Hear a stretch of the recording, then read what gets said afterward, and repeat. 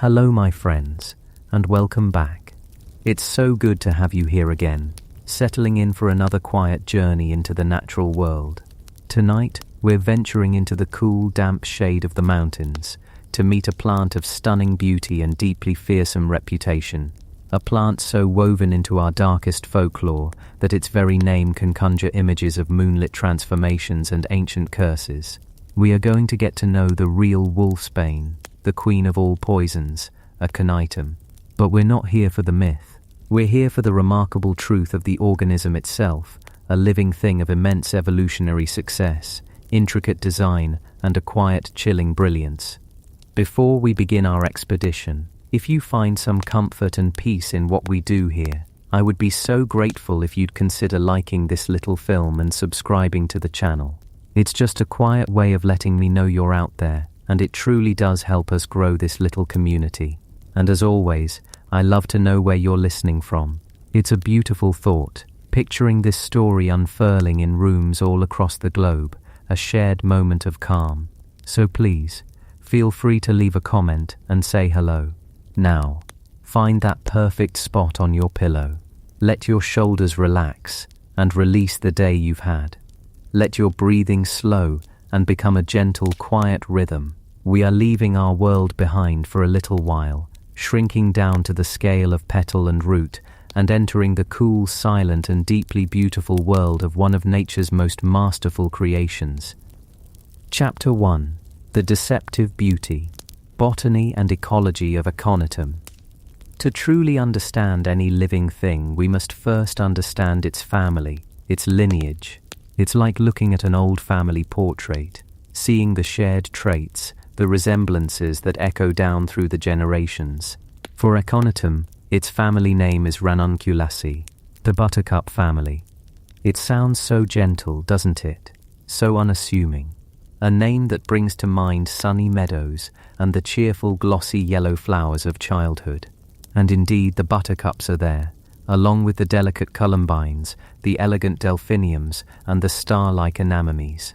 It is a family celebrated for its ornamental beauty, a dynasty of garden favorites. But like many old and storied families, this one holds a dark secret, a chemical inheritance passed down through millions of years. The Ranunculaceae are masters of alkaloid chemistry. They are, as a whole, a poisonous clan. While many might cause mild irritation or stomach upset, some members of the family, like our subject tonight, have refined this chemical legacy into something of breathtaking potency.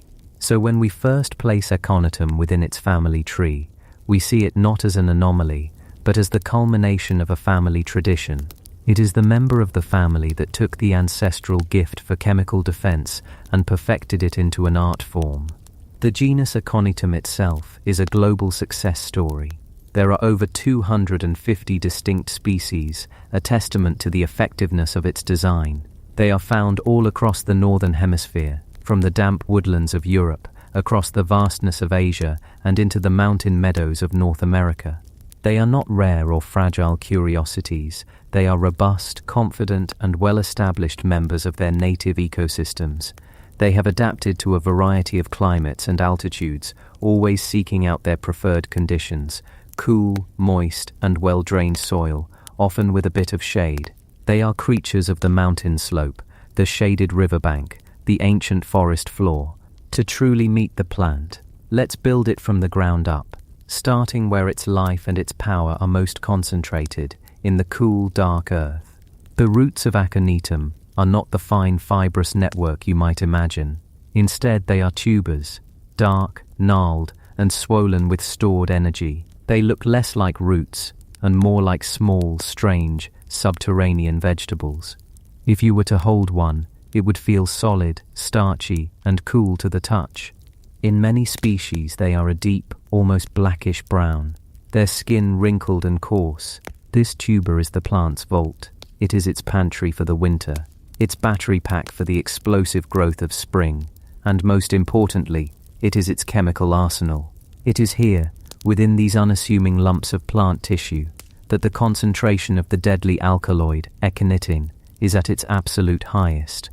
Many of the most common species of Wolfsbane are biennial in their root structure. When you unearth one at the end of a growing season, you will often find not one but two tubers fused together. There is the parent tuber, the one that fueled the current year's stalk and flower, now beginning to wither, and right beside it, growing from its side like a child, is the daughter tuber. It is plump, pale, and dense with the sugars and starches produced by the summer's photosynthesis. This daughter is the promise of next year. When the winter cold descends and the stalk and leaves above ground decay back into the soil, the parent tuber will die, its purpose fulfilled. But the daughter tuber, this self-contained package of life and poison, will lie dormant in the frozen ground waiting. It is a quiet, patient strategy of succession, a direct inheritance of life, passed not through a seed, but through this direct physical continuation.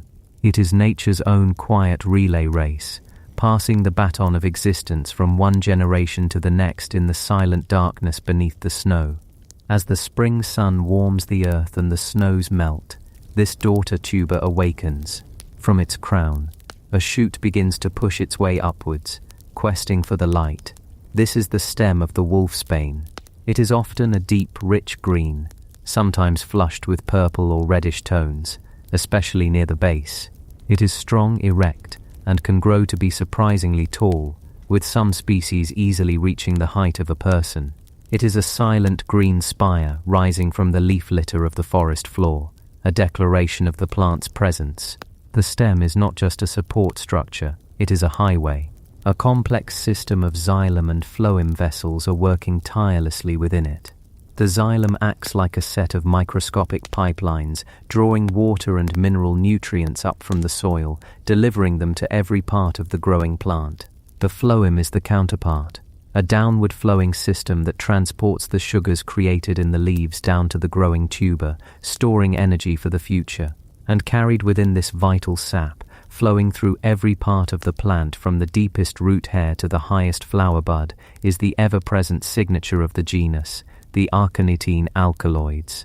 From this central stem, the leaves unfurl, and the leaves of Aconitum are as distinctive as its flower.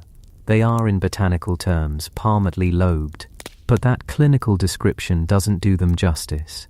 Imagine a hand, spread wide, with the fingers themselves deeply and intricately cut, almost to the palm. They look like a dark green handprint, or a fractured snowflake rendered in shades of emerald. Each leaf is a masterpiece of surface area engineering. In their often shady woodland homes, sunlight is a precious commodity. This deeply dissected shape allows the leaf to maximize its exposure to the dappled light that filters through the forest canopy, ensuring that no potential photon of energy is wasted. To the touch, they feel cool and slightly waxy. In the early morning, they are often beaded with dew, each droplet a perfect tiny lens magnifying the intricate network of veins that crisscross the leaf's surface. They are arranged alternately up the stem, creating a spiral staircase of green that leads the eye inevitably upwards towards the main event. And then, there is the flower. It is the reason for the plant's other common name, monkshood, because the flower of Aconitum is not a simple open cup. It is a piece of intricate biological architecture. What first draws the eye is not a petal, but a modified sepal. Sepals are typically the small green leaf-like structures that enclose a flower bud, but in Aconitum, the uppermost sepal has evolved into something extraordinary. It has become a large helmet-like structure that arches over the rest of the flower. This is the hood, or in botanical terms, the galea. It gives the flower its unique hooded silhouette, a shape that is both beautiful and vaguely sinister. The color is what truly captivates. Most often, it is a blue of incredible depth and intensity, not the pale blue of a forget-me-not, but the deep, velvety midnight blue of a twilight sky, or the vibrant electric purple of a gathering storm. Some species are a creamy spectral white or a pale buttery yellow, but it is this profound blue for which the genus is most famous. This color is a signal, a beacon in the green dimness of the woods, produced by pigments called anthocyanins. It is an advertisement specifically tailored for a very particular clientele. To understand the genius of this flower, we have to look inside. We have to gently lift the hood and peer into the shadows beneath. Tucked away deep inside, hidden from casual view, are the true petals. They too have been radically modified. They are no longer the showy flags of a normal flower. Instead, they have been transformed into two bizarre long-stalked structures that are often described as looking like a pair of doves or tiny ornate hammers.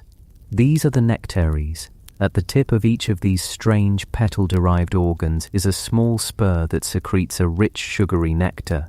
This is the flower's payment, its treasure, and it is locked away inside the helmet, accessible only to a visitor with the right size, the right strength, and the right key. The entire structure of the flower is a masterpiece of coevolution, a dangerous and beautiful dance choreographed over millions of years with its primary partner, the long-tongued bumblebee. Imagine you are a bumblebee, a queen of the genus Bombus. Your world is one of scent and color, a landscape of signals invisible to the human eye. The deep blue of the Aconitum flower is a powerful lure. As you approach, you see that the flower offers a perfect landing platform, formed by the lower sepals. You land, and your goal is the rich, high-energy nectar you know is hidden within. To get to it, you must push your head and thorax deep inside the gallia, into the dark chamber of the flower. It's a snug fit. As you force your way in, your fuzzy back brushes against the stamens, the male parts of the flower, which dust you with a fine coating of pollen. You extend your long tongue, your proboscis, and reach up to the nectaries, drinking the sweet reward. Then you back out and fly to the next flower on the stalk. This next flower may be slightly older, and its female part, the pistil, is now mature and receptive. As you push your way into this new flower, the pollen on your back is brushed off onto the sticky stigma of the pistil. Pollination is achieved. This relationship is a marvel of specialization. The flower is built in such a way that only a large, strong insect like a bumblebee can effectively access the nectar and perform pollination. Smaller insects are not strong enough to enter. Short-tongued insects cannot reach the prize. The plant has, in essence, hired a specialist courier, and it pays handsomely in high-quality nectar to ensure its genetic material is delivered with precision. It's a lock and a key, designed for each other by the slow, patient hands of natural selection. However, nature is full of ingenuity, and not always of the cooperative kind. Other, shorter-tongued bees, and even some ants, have figured out a way to cheat the system. They practice what is known as nectar robbing. Unable to enter through the front door, they simply chew a hole in the back of the hood, directly into the nectary, and steal the nectar without ever touching the pollen. It is a tiny act of larceny in the quiet world of the forest, a reminder that evolution is not a planned, orderly process, but a complex web of strategies and counter-strategies, of cooperation and exploitation. As the summer progresses, the fertilized flowers begin their final transformation. The magnificent blue hoods wither and fall away, and in their place, a cluster of seed pods called follicles begins to swell. Inside these green pods, the next generation is being prepared. The seeds are small, dark, and often have a ridged or winged texture. When the pods are dry, they split open, and the seeds are scattered by the wind or the rustling of a passing animal. Each seed is a tiny, dormant package of potential. It carries the complete genetic blueprint for a new Aconitum plant, the instructions for building the tuberous roots, the palmate leaves, the hooded flower, and of course the intricate chemical recipe for the Aconitin alkaloids. The life cycle of the Wolfsbane is one of patience. The seeds often require a period of cold, damp conditions before they will germinate, a process called cold stratification. They may lie dormant in the soil for a year or more, waiting for the perfect signals to awaken. This ensures that the vulnerable seedling does not emerge at the wrong time of year, only to be killed by a late frost. When it finally does sprout, its first year is one of quiet, humble growth. It will produce a small rosette of leaves, close to the ground, focusing all its energy on photosynthesis and the development of that first small tuber beneath the soil. It will not flower in its first year. It is gathering strength, biding its time. Only when the tuber has stored enough energy, perhaps in its second or third year, will it have the resources to send up that tall, dramatic stalk and produce the iconic flowers, finally fulfilling its purpose of reproduction and continuing the cycle. This plant, then, is not an agent of malice. It is a profoundly successful organism, exquisitely adapted to its environment. It lives in the cool, dappled light of mountain forests and wet meadows, a landscape it shares with ferns, mosses, and a host of other wildflowers. It holds the soil with its roots, preventing erosion on steep slopes. It provides a vital, high-energy food source for a select group of pollinators, who in turn depend on it for their survival. It is a key thread in the rich tapestry of its ecosystem. And the poison, the Aconitine, which has given it such a dark place in our imagination, is, from the plant's perspective, simply a matter of survival. It is an evolutionary masterpiece of self-defense.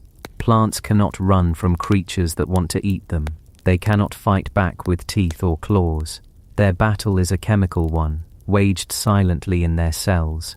The intense bitterness of the alkaloids is a powerful deterrent, a clear and immediate warning to any grazing animal, any deer or rabbit, that this is not a source of food.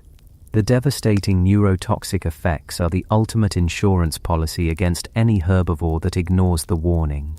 The poison is not an act of aggression, it is a shield, an unseen, silent, and incredibly effective armor that has allowed this beautiful plant to thrive for millennia, protecting it from consumption and allowing it to flourish in its quiet, mountainous home.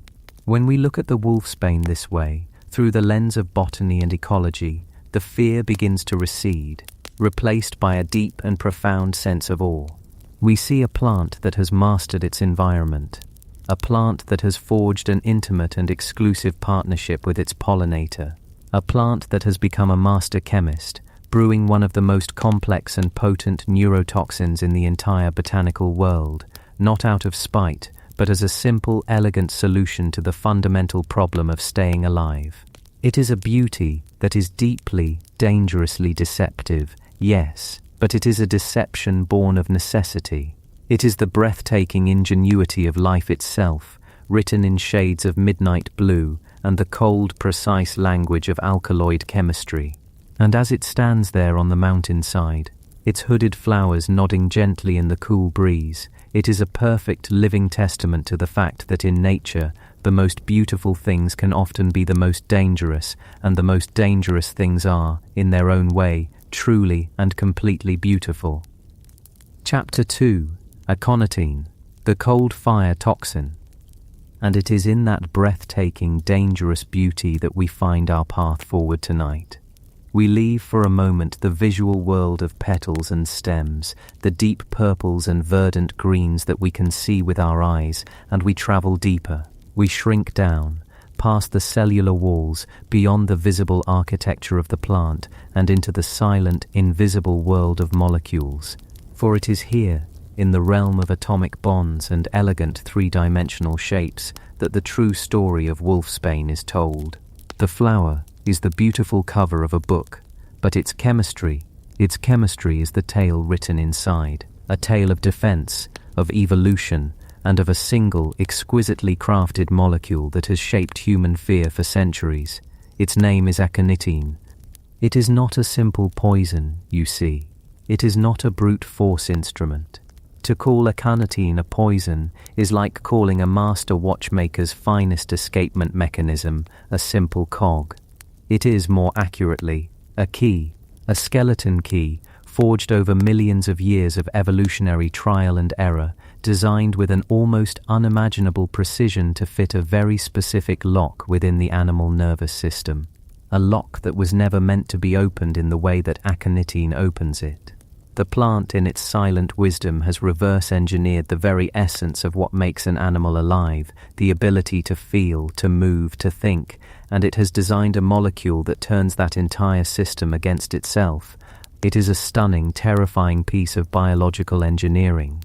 To understand the genius of this tiny molecule, we must first understand the world it is designed to infiltrate. Imagine your own body right now as you lie there. It is a quiet republic, a nation of trillions of cells, all working in silent concert. And the government of this nation, the communication network that allows it to function, is your nervous system. It is a network of unimaginable complexity, a living web of wires made from specialized cells called neurons. These neurons carry messages as tiny sparks of electricity, whispers of chemical information that travel at tremendous speeds, a sensation of warmth on your skin, the feeling of the blanket against your toes, the decision to shift your weight ever so slightly. All of it is conducted along this network. It is the silent, constant hum of being alive. Every one of these nerve cells is a wire, insulated and protected. And along the surface of this wire, studded into the cell's membrane like countless tiny, perfect portals, are the voltage-gated sodium channels. Let's just call them the gates of sensation. These gates are the true keepers of the kingdom. They are the molecular sentinels that allow a nerve to fire, to pass its message along. Normally, their operation is a model of perfect discipline. When a nerve impulse is required, a signal arrives, and for a fraction of a millisecond, a thousandth of a second, these tiny gates snap open. Sodium ions, which are heavily concentrated outside the cell, rush inward, creating a positive electrical charge. This is the spark. This is the message. And then, just as quickly, the gates slam shut. They enter a refractory period, a moment of rest where they cannot be opened again, allowing the nerve cell to reset, to push the sodium ions back out, and to prepare for the next signal. Open, close, fire, reset. It is the rhythm of life, the binary code of your entire existence, and it happens billions of times a second, every second, without you ever having to think about it. It is perfect, it is reliable, and it is what allows you to feel the world. And into this perfectly ordered world comes the Aconitine molecule. It drifts through the bloodstream, a silent, unassuming shape. It is small enough to cross barriers, to slip through defenses, until it arrives at the surface of a neuron. And there, it finds one of these gates of sensation. It doesn't break the gate, it doesn't destroy it. It does something far more insidious. The Aconitine molecule has the precise shape to bind to a specific site on that sodium channel. And when it binds, it acts like a molecular wedge, a tiny, perfectly placed doorstop. It holds the gate open, not just for a millisecond, indefinitely. The gate that was designed for the most fleeting of openings is now jammed, permanently agape. The disciplined rhythm of open, close, reset is shattered. Now it is just open. The sodium ions, which were meant to rush in for a brief, controlled moment, now pour into the cell in a relentless, unending flood. The nerve cell can no longer reset. It is trapped in a state of constant, chaotic firing. The whisper of a signal becomes a scream of pure static. The nerve is not sending a message anymore. It is simply broadcasting noise, a meaningless, agonizing roar of electrical activity. And this is where the story of the poison truly begins, not with death, but with a profound and terrifying confusion of the senses. The first place this molecular sabotage usually becomes apparent is where the poison makes first contact: the mouth, the lips, the tongue. The nerve endings here are dense and sensitive. Within minutes of ingestion, a strange sensation begins, a tingling, a numbness. We've all felt something like it, the feeling of a foot that has fallen asleep, that pins and needles sensation as the circulation returns. But this is different. This is the signal that something is deeply wrong. The tingling doesn't fade. It intensifies. It's as if the very substance of your lips and tongue is dissolving into an effervescent foam of sensation. The nerves responsible for touch are firing wildly, sending a constant, meaningless barrage of signals to the brain. The brain, struggling to interpret this flood of chaotic information, translates it into the only language it knows for such a signal, a persistent, spreading numbness, a feeling of being both hyper-aware and completely deadened to touch at the same time. From the mouth it spreads. As the Aconitine is absorbed into the bloodstream, it begins its journey throughout the body, finding purchase in the nerve endings of the skin, across the arms, the legs, the torso. The tingling follows it, a creeping wave of static washing over the body. And soon this sensation evolves into something even more bizarre, something so unsettling it has its own clinical name, formication. It is the distinct, unmistakable, and entirely false sensation of insects crawling on or under your skin. Imagine it as you lie there in the dark, a phantom touch, the feeling of a tiny ant tracing a path up your arm, the skittering of a dozen more across your back. You look, and of course there is nothing there, but the feeling is utterly real. It is not a hallucination, not a trick of the mind. It is a trick of the nerves, the sensory neurons in your skin, their sodium gates wedged open by aconitine, are firing at random. A nerve here, a nerve there. Each firing sends a tiny localized touch signal to your brain.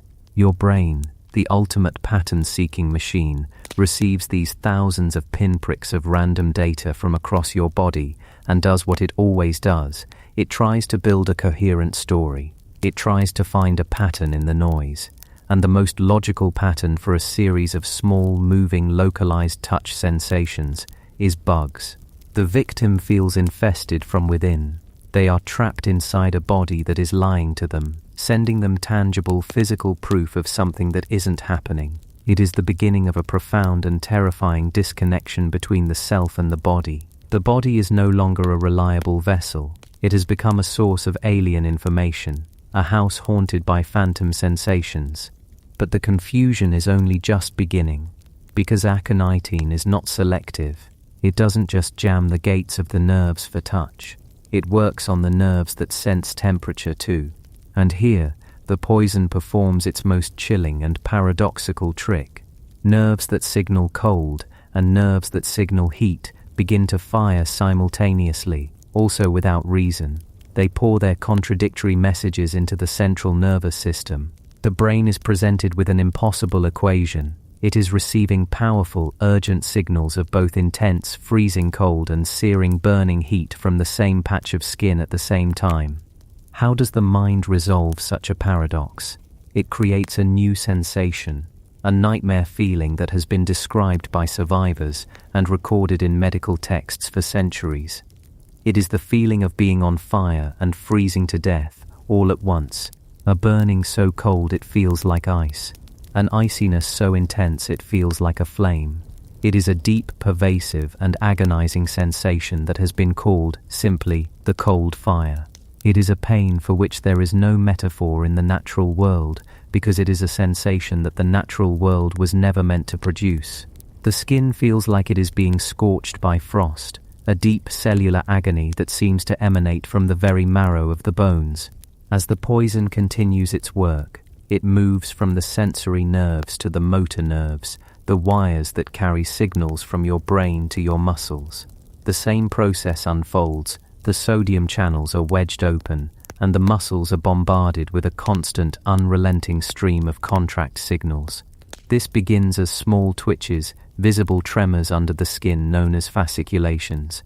A muscle in the arm, then the leg, then the face, begins to dance and quiver uncontrollably. Soon, these small tremors escalate into powerful, violent cramps and spasms. The body begins to writhe. Limbs lock up in agonizing contortions. It is a full-scale rebellion of the muscular system. The conscious mind, the self that resides within, is still perfectly aware, but it has lost control of the vessel. It can only watch as its own muscles clench and seize with a strength that seems inhuman, driven by the relentless electrical storm raging through the nerves. The pain by this point is unimaginable. It is not the clean pain of a cut or a burn, but a deep systemic pain. Every nerve ending is screaming. Every muscle is locked in a state of excruciating tension. Breathing becomes a conscious, difficult act, and a profound, nauseating weakness begins to set in, accompanied by vomiting and a drenching cold sweat, as the autonomic nervous system, the part that controls your involuntary functions, also begins to fail. And through all of this, for a tragically long time, the mind remains clear.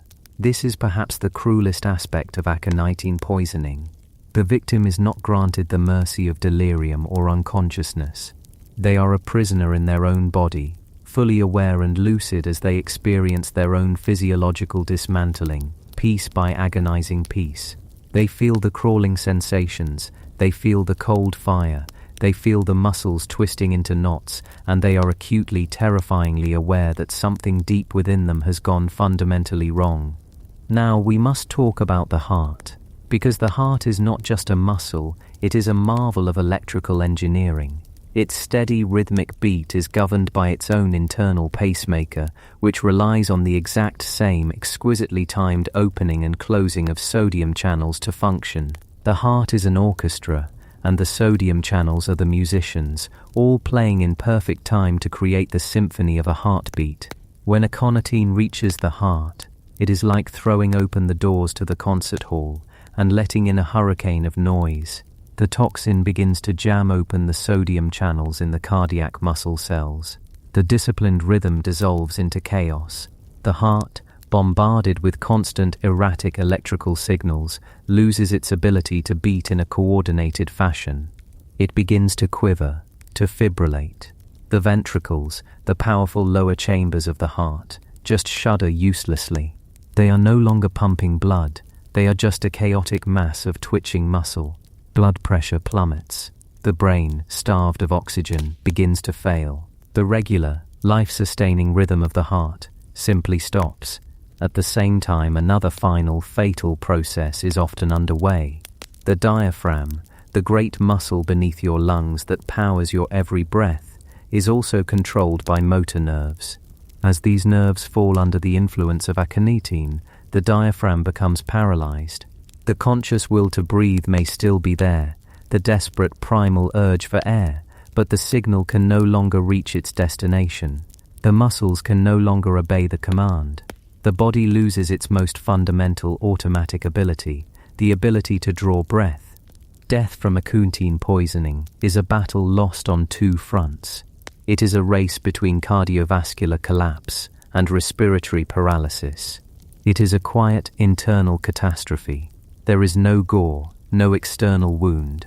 There is only the systematic, inexorable shutdown of the body's electrical systems, orchestrated by a molecule forged in the heart of a beautiful purple flower. Now, let us take a step back from the clinical, from the biochemistry, and let us place ourselves in a world before we understood what a molecule was, before we knew about neurons or sodium channels. A world of deep forests, of small villages lit by firelight. A world where the supernatural was not a matter of fiction, but a tangible and present danger. Imagine a person from this world who has ingested Wolfsbane, perhaps by accident, perhaps by design. What is their experience? What story would they tell, if they could? They would describe a body that is no longer their own. They would speak of a tingling that begins in the mouth and spreads, a feeling of their own flesh dissolving into nothing. They would talk, with terror in their eyes, of the feeling of 1,000 insects crawling beneath their skin, an internal infestation that cannot be seen or stopped. They would describe their muscles twisting and spasming, their limbs moving with a will of their own, contorting their body into unfamiliar, agonizing shapes. They would describe a paradoxical agony, a feeling of being consumed by a fire that chills them to the bone. And most terrifyingly, they would describe feeling their own heart hammering in their chest with a wild alien rhythm, a beast trying to break free from their ribs. They are lucid. They are aware. They feel their body changing, rebelling, transforming into a vessel of pure pain and alien sensation. What words, what concepts would they have to describe such an experience?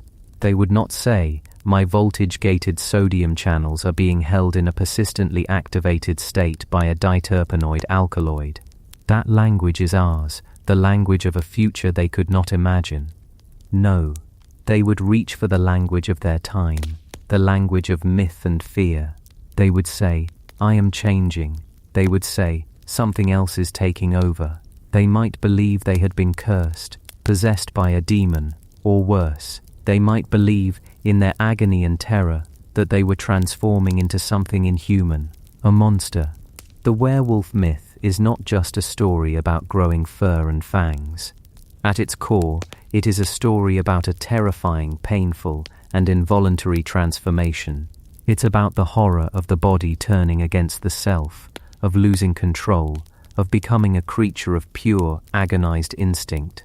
And when you look at the progression of aconitine poisoning, you are not just looking at a list of symptoms, you are looking at a potential blueprint for that belief. You are seeing a physiological process so horrific, so profoundly body-altering, that to the mind experiencing it, the most logical explanation might just be that one is in fact becoming a beast. The cold fire toxin of the Wolfsbane does not just kill the body, it first attacks the very foundation of self-identity, the trust we have in our own senses, the fundamental belief that our body is our own to command. It creates a living nightmare, a sensory experience that mirrors the deepest fears of transformation and loss of control. The quiet, beautiful flower on the mountainside contains within it not just a poison, but the chemical recipe for a myth. It is a testament to the fact that sometimes the most enduring monsters are not born of fantasy, but are merely a misinterpretation of a terrible biological truth, a truth written in the precise and unforgiving language of chemistry. And as we continue our journey, we will see how this chillingly effective molecule was not just a source of myth, but a tool used by human hands for purposes both medicinal and truly malevolent. Chapter 3. Mythogenesis. Forging the lycanthropic link. And of all the uses to which this chemistry was put, both benevolent and malevolent, perhaps none has echoed so profoundly through the corridors of human imagination as its role in the birth of a monster. The story of Aconitum becomes, in this chapter of its life, inseparable from the story of the werewolf. The two are intertwined, a double helix of botanical fact and folkloric terror, and to understand one, we must journey with the other. Our investigation begins with the name itself, a name that feels less like a botanical classification and more like a title, a declaration of intent. Wolfsbane. Even spoken quietly, it carries a weight, a dark promise. But what does it truly mean? Where in the deep, shared soil of language and belief did this name first take root? The answer is not a single simple story, but a divergence of paths, a fork in a very old, very dark wood. The first path is one of grim pragmatism. It leads us to a time when the boundary between the village and the wild was a palpable, ever-present line of tension. Here, in the world of our ancestors, the wolf was not a symbol of wilderness, but a direct and credible threat. It was a competitor for game, a danger to livestock, and in the harshest of winters, a spectre of fear for the people themselves. In this world, survival was a matter of ingenuity and ruthlessness. And so, one theory suggests the name is brutally literal. Wolfsbane, a poison for wolves. Imagine a shepherd, his flock, his entire fortune, his family's sustenance for the coming winter. He has lost sheep to a pack that haunts the edges of his pasture. He cannot track them all, cannot fight them all, so he turns to the knowledge of the earth, to the whispers passed down from his own father. He knows of a plant with a hooded helmet-like flower of the deepest, most regal purple or blue. He knows its power. He might take a carcass, perhaps one of the very sheep the wolves have already killed, and lace its meat with a carefully prepared paste made from the roots of this plant. He leaves this offering at the edge of the forest, a treacherous gift. The wolves, returning to their kill, would consume the poison. The Aconitine would go to work, swift and merciless, silencing the howls that had haunted his nights. In this telling, Wolfsbane is a tool, a piece of grim, ancient technology for pest control. It's a name forged in practicality, born of the endless, cyclical conflict between humanity and the wild. But there is another path, one that leads us away from the practical and into the numinous, the realm of magic and superstition. This path suggests that the bane in Wolfsbane was not meant for the flesh and blood wolf, but for something else entirely. It was a bane for the wolf spirit, for the werewolf. In this version of the story, the plant is not a poison, but an amulet, a magical ward. Its power was not in its chemistry, but in its very essence, its spirit. People might have hung dried bundles of it over their doorways or sewn it into the lining of their clothes, believing its presence was anathema to the shapeshifter. The mere scent, the mere proximity to this powerful plant was thought to repel the creature, to keep its unnatural hunger at bay, or perhaps even force it to revert to its human form. Here, the name is a spell, a word of power. It speaks to a belief system where the natural world was alive with unseen forces, where plants were not just collections of cells and chemicals, but repositories of spiritual energy. Aconitum, with its potent and terrifying effects, was seen as a plant of immense power, and in a world of sympathetic magic, where like effects like, what better plant to ward off a creature of toxic unnatural transformation than the most toxic plant they knew? This is the beautiful, haunting ambiguity of folklore. Was Wolfsbane a tool to kill a physical wolf, or a charm to repel a supernatural one? The truth is, it was likely both. The stories bled into one another, the literal use of the poison reinforcing its reputation as a plant of profound and dangerous power, and its mythical reputation in turn making it the first thing one might think of when a truly potent poison was required. The name, then, is a testament to this duality, a fossil of a time when the line between the physical and the metaphysical was not a line at all, but a shimmering, permeable veil. To trace this link between plant and monster further back, we must leave the medieval forests and travel to an older world, a world of marble and myth, under the warm sun of ancient Greece and Rome. For it is here, in the foundational stories of Western culture, that the seeds of this association were first sown. The connection isn't always direct. A simple case of Wolfsbane creates werewolves, but something more subtle and perhaps more profound. The ancients were forging the intellectual and narrative tools that would later be used to construct the medieval monster. Our primary guide on this part of the journey is the poet Ovid, who in his masterwork, The Metamorphoses, created a grand, sprawling epic of transformation. His world is one of flux, where gods, mortals and nymphs are constantly changing shape into animals, into trees, into constellations. For Ovid, transformation was the fundamental rule of the cosmos, and very often the catalyst for these violent, unwilling changes was a potent magical substance, a poison, a potion, an unguent. Let us turn to one of his most famous tales, the story of the sorceress Medea. When she seeks to create a potion of rejuvenation, she gathers a collection of terrifying and powerful herbs from the darkest corners of the world. But when she seeks to create a poison, a true instrument of vengeful death, she turns to one plant in particular. Ovid tells us the origin of this plant in a story dripping with mythological dread. He says that it first sprang from the saliva of Cerberus, the monstrous three-headed hound who guarded the gates of the underworld. When the hero Hercules dragged Cerberus into the world of light as one of his 12 labors, the beast, unused to the sun, roared and foamed at the mouth. Where its venomous spittle touched the earth, a new and terrible plant grew. The Greeks called it Aconiton, which Ovid speculates is because it grew on bare rocks, or Acone. This is the plant we now know as Aconiton. Pause for a moment and consider the weight of this origin story.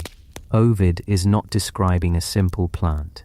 He is describing a botanical manifestation of the underworld itself. Its essence is not of the sun and the soil, but of monstrous rage, of darkness, and of the boundary between life and death. It is born from a monstrous canine, a guardian of hell. The link is forged right here, in the bedrock of classical myth. Aconitum is not just poisonous, it is the poison of the monstrous dog. The imaginative leap from the hellhound of myth to the terror wolf of folklore is not a great one. It is a simple step, a slight shift in cultural focus. Ovid provided the raw material, a plant born of a supernatural canine's rage, a plant capable of inflicting a death so terrible it must be a product of the underworld. And then there is the story of Lycan, king of Arcadia, a tale also recounted by Ovid and others, and often considered the very first werewolf story. Lycan was a cruel and impious king who scorned the gods. To test if the visiting Jupiter was truly a god, Lycan committed the ultimate transgression. He murdered a hostage and cooked the flesh, serving it to the king of the gods. Jupiter, enraged by this act of cannibalism and sacrilege, unleashed his fury. He destroyed the king's palace with a thunderbolt. Lycaon, terrified, fled into the countryside. Ovid describes the transformation. His roaring mouth is filled with a wild beast's foam. His clothes are changed to hair, his arms to legs. He is a wolf. In this original telling, the transformation is a divine punishment. There is no mention of a plant, no poison, no salve. The change is purely an act of a god's wrath, and yet the story establishes a crucial theme: the loss of humanity through a monstrous act, specifically an act of consuming forbidden flesh. The human mind is lost to bestial rage, and the body follows. The framework is there. Later, as belief in the direct intervention of the Olympian gods waned and a more natural or perhaps demonic explanation was sought for such horrors, what could be a better catalyst for this change than a substance already associated with a monstrous canine from the underworld? The stories existed in parallel, waiting for a later age to weave them together. The tale of Lycan provided the what, a man becomes a wolf, and the tale of Medea and Cerberus provided a potential how, a poison born of a hellhound. The Romans, who inherited and adapted so much of Greek mythology, were also deeply practical people. They were poisoners par excellence. Authors like Pliny the Elder wrote extensively about natural history, and he describes Aconitum, calling it plant arsenic and noting its use by assassins. He speaks of its incredible speed and lethality, and tells a chilling story that it was used to execute criminals, a death sentence carried out by a simple meal. He also notes a belief that the only antidote to Aconitum poisoning was the touch of the very same poison, administered again immediately, a desperate and likely futile folk belief, but one that speaks to the plant's almost magical reputation. It was a poison that operated outside the normal rules, a substance of paradoxical and terrifying power. So as the Roman Empire crumbled and Europe entered the long twilight centuries of the early Middle Ages, these powerful ideas did not simply vanish. They seeped into the soil of the changing continent. They were preserved in fragmented texts, in oral traditions, in the folk medicine and superstitions of countless isolated villages. The memory of a plant born of a hellhound and the terror of a king who became a wolf were two powerful currents of story, flowing underground, waiting to merge. And merge they did, in the dark, fertile ground of medieval Europe. This was a world that felt fundamentally different from the classical one. The vast, ordered roads of Rome were gone, replaced by sprawling, untamed forests that pressed in on all sides of a village or town. The forest was a place of resources, yes, but it was also a place of profound ambiguity and fear. It was the realm of the outlaw, the hermit, the pagan spirit, and the wolf. The wolf of the medieval imagination was not just a predator, it was a symbol. It was ravenous, cunning, and cruel, a living embodiment of the sins of gluttony and greed. It was the devil's dog, a creature that stalked the night, a physical manifestation of the darkness that threatened the small, fragile circle of candlelight that was Christian civilization. Into this world, the old stories of shape-shifting found a new and fertile home. The idea of a man transforming into a beast resonated deeply with the medieval psyche. It spoke to the constant internal battle between the soul and the flesh, between Christian piety and base, animalistic urges. The werewolf became the ultimate symbol of this internal conflict made external. It was the human form, the image of God, corrupted and overthrown by the beast within. It represented a complete and terrifying loss of control, a surrender to the most savage and sinful parts of one's nature. But how did this happen? Simple divine punishment, as in the case of Lycan, was still a possibility, but the medieval mind was also fascinated by tangible evil, by pacts with the devil, by witchcraft and malevolent magic. A magical transformation required a magical medium. It needed an ointment, a potion, a cursed object. And what would one put in a flying ointment or a shape-shifting salve? One would use plants of power, plants associated with the night, with death, and with transformation. And there, waiting in the shadows of the herbalist's garden and the witch's cupboard, was Aconitum. The plant already had the perfect resume. Its classical heritage linked it to a monstrous dog from the underworld. Its common name, Wolfsbane, explicitly tied it to the very creature in question. And most importantly, its physical effects on the human body provided a chillingly accurate script for the horrors of the transformation itself. This is the crucial link, the point where folklore and pharmacology become one. Let us for a moment step out of the myth and into the body of someone unfortunate enough to have ingested or absorbed aconitine. Let's trace the symptoms not as a doctor would, but as the victim would experience them, and see how this experience would be interpreted in a world that believed in werewolves. The journey begins not with a howl, but with a whisper of sensation, a tingling. It starts in the mouth and on the lips, a strange electric numbness. But it doesn't stay there, it begins to spread. A creeping paresthesia, a sensation of pins and needles crawling over the skin of the face, the neck, the arms, the hands. To a modern mind, this is a clear sign of neurological distress. But to someone in the 13th century, what would this feel like? It would feel like the skin is changing. It would feel like a prelude to a deeper transformation.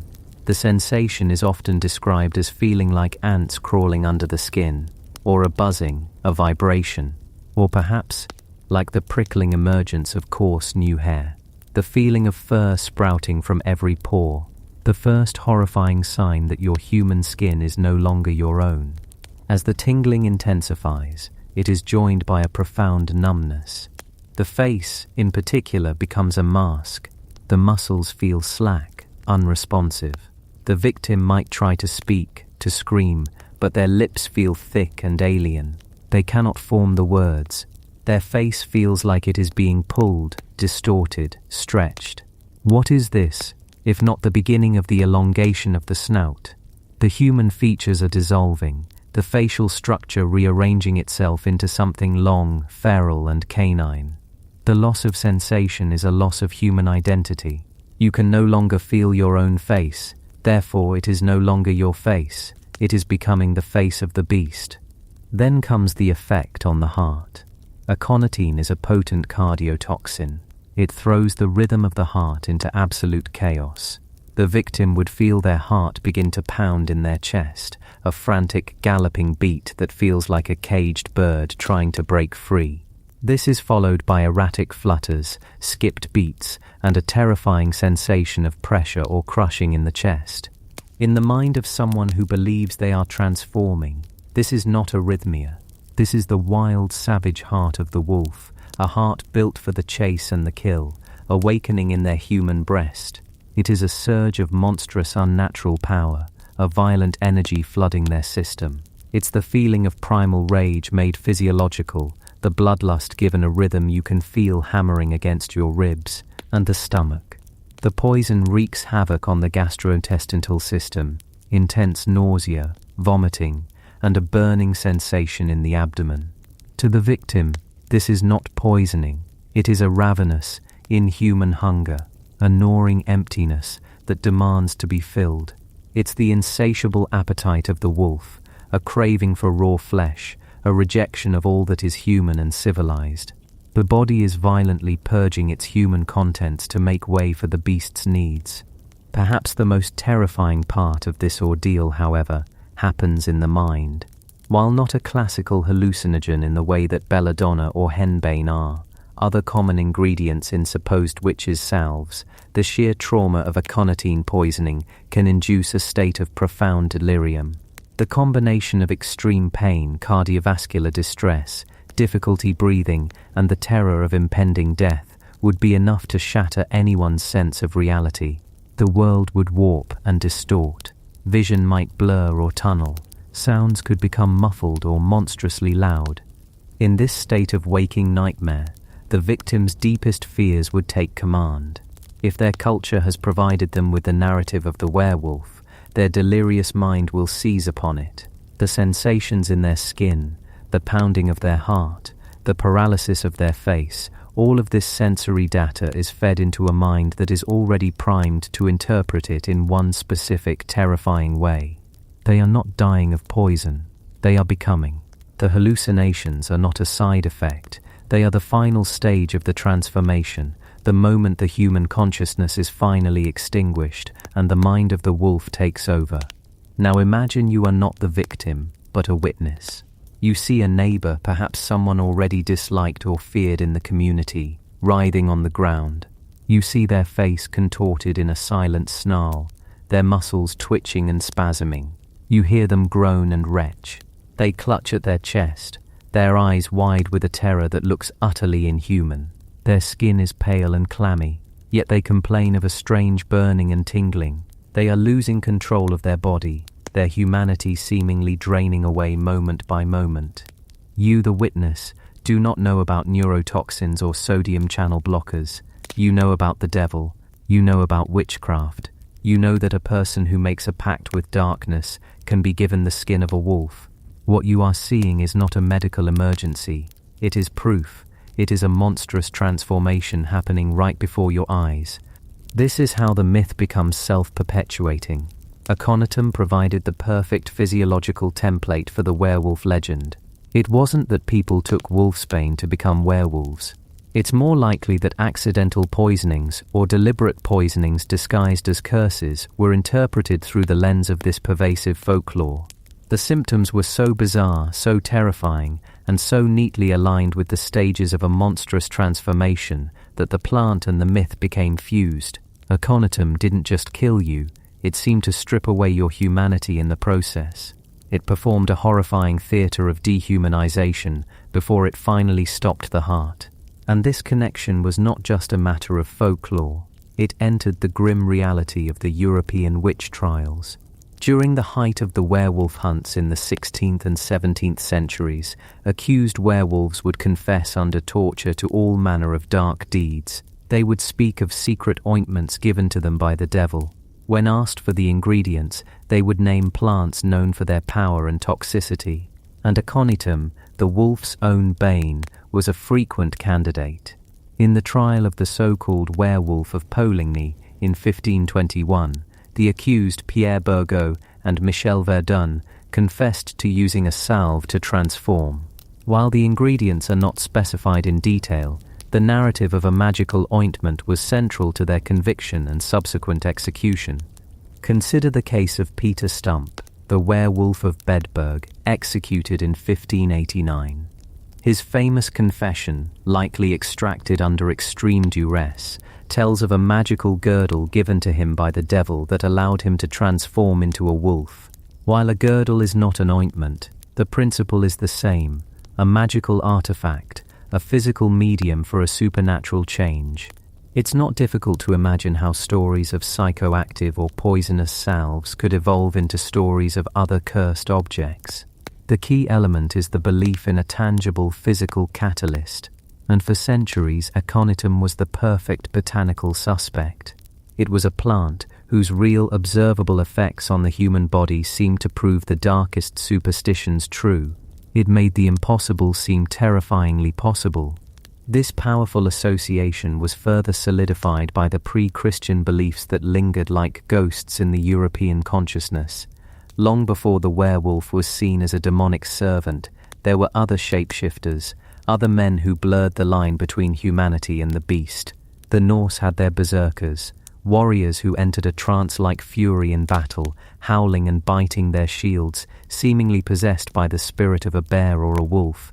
While many historians now believe this state was induced by psychological conditioning, ritual, and perhaps alcohol or certain mushrooms, the image of a warrior losing himself to a bestial rage is a powerful precursor to the werewolf myth. There was also the enduring folklore of the wild man of the woods, a hairy, savage figure who lived outside the bounds of civilization, sometimes helpful, sometimes dangerous. These figures represented the untamed aspect of nature and humanity itself. They were what a person might become if stripped of society, religion, and reason.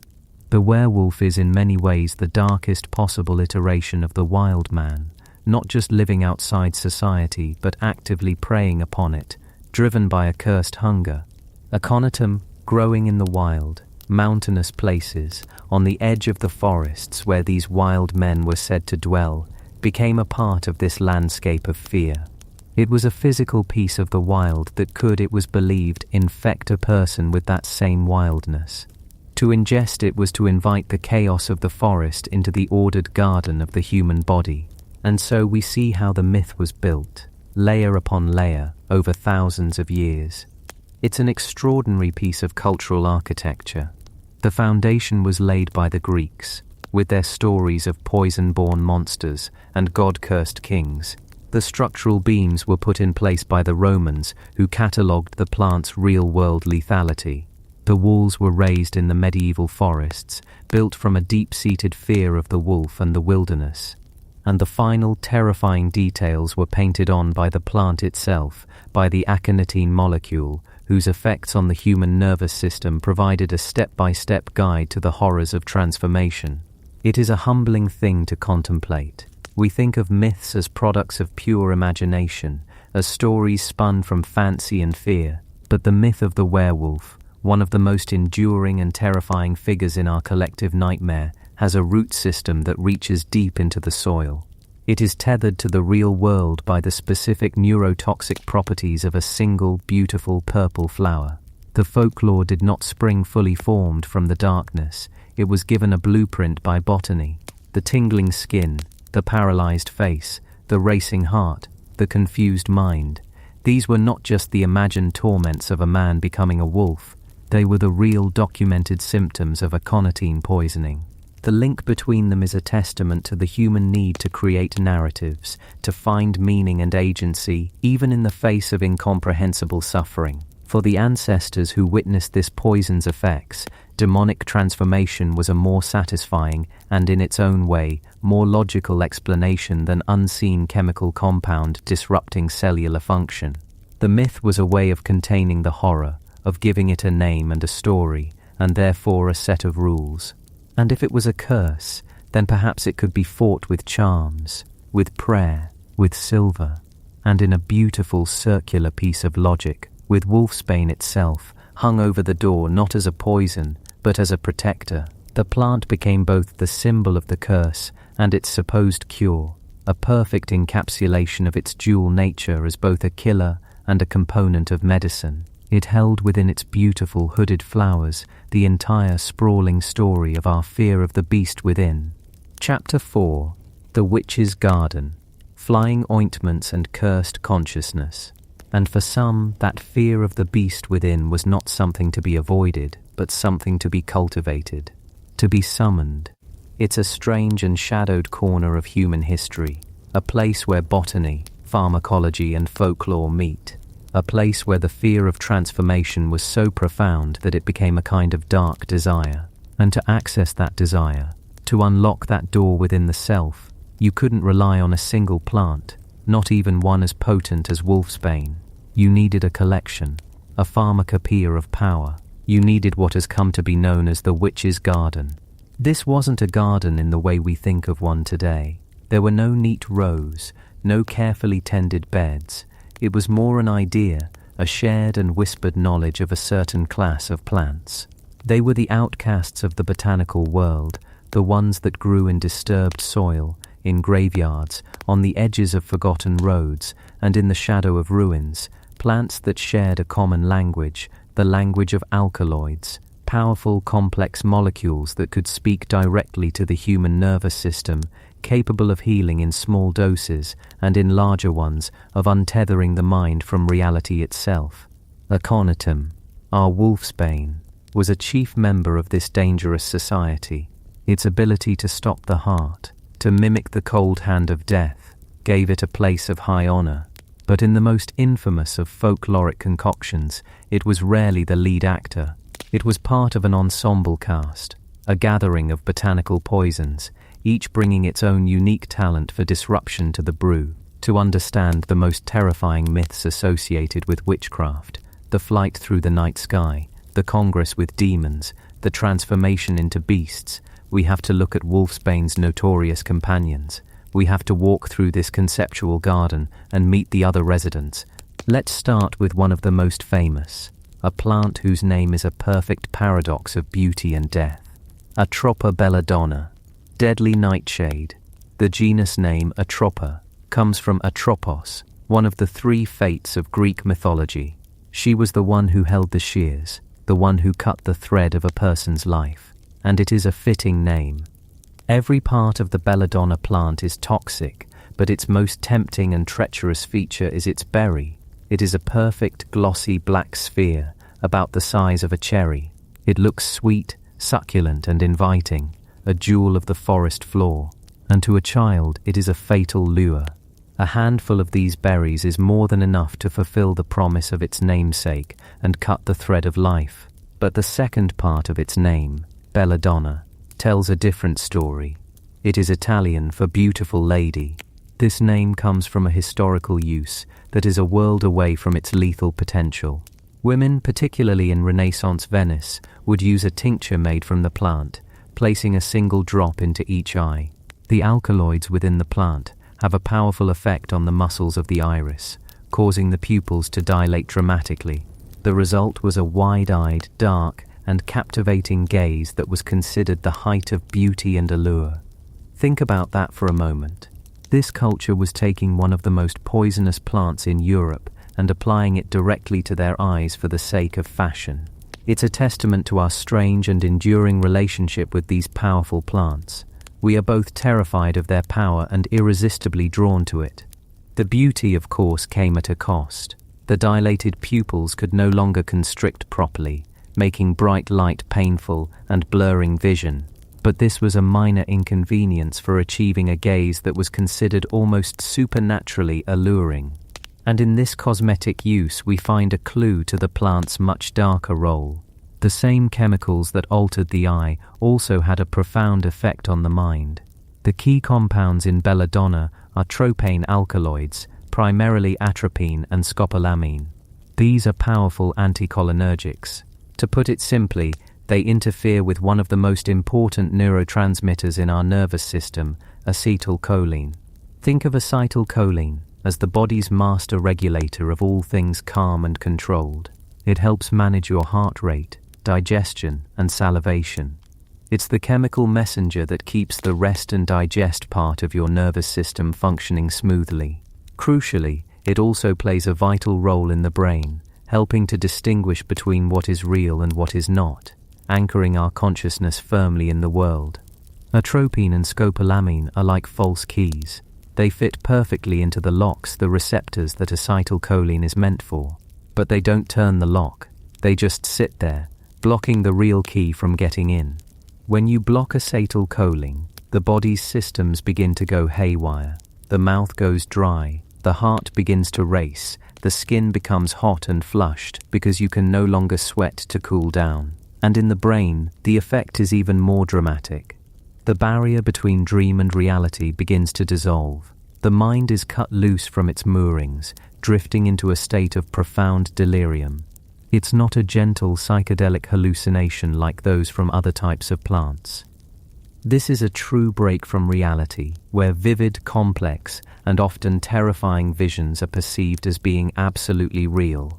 You don't just see a strange pattern on the wall, you have a full conversation with a person who is not there. You don't just feel a sense of unease, you feel with utter conviction that your body is changing, that the world around you has transformed. This is the power that the beautiful lady holds behind her captivating gaze, the power of complete and total delusion. And she was not alone in the garden. Alongside her grew another member of the nightshade family, a less beautiful but equally potent plant, Hysteria or henbane. Even its name hints at its toxicity. It was known to be poisonous to poultry, hence, henbane. Unlike the alluring clean lines of belladonna, henbane is a hairy, sticky, and altogether unpleasant-feeling plant. It's covered in glandular hairs that exude a foul, musty odor. a warning from the plant itself.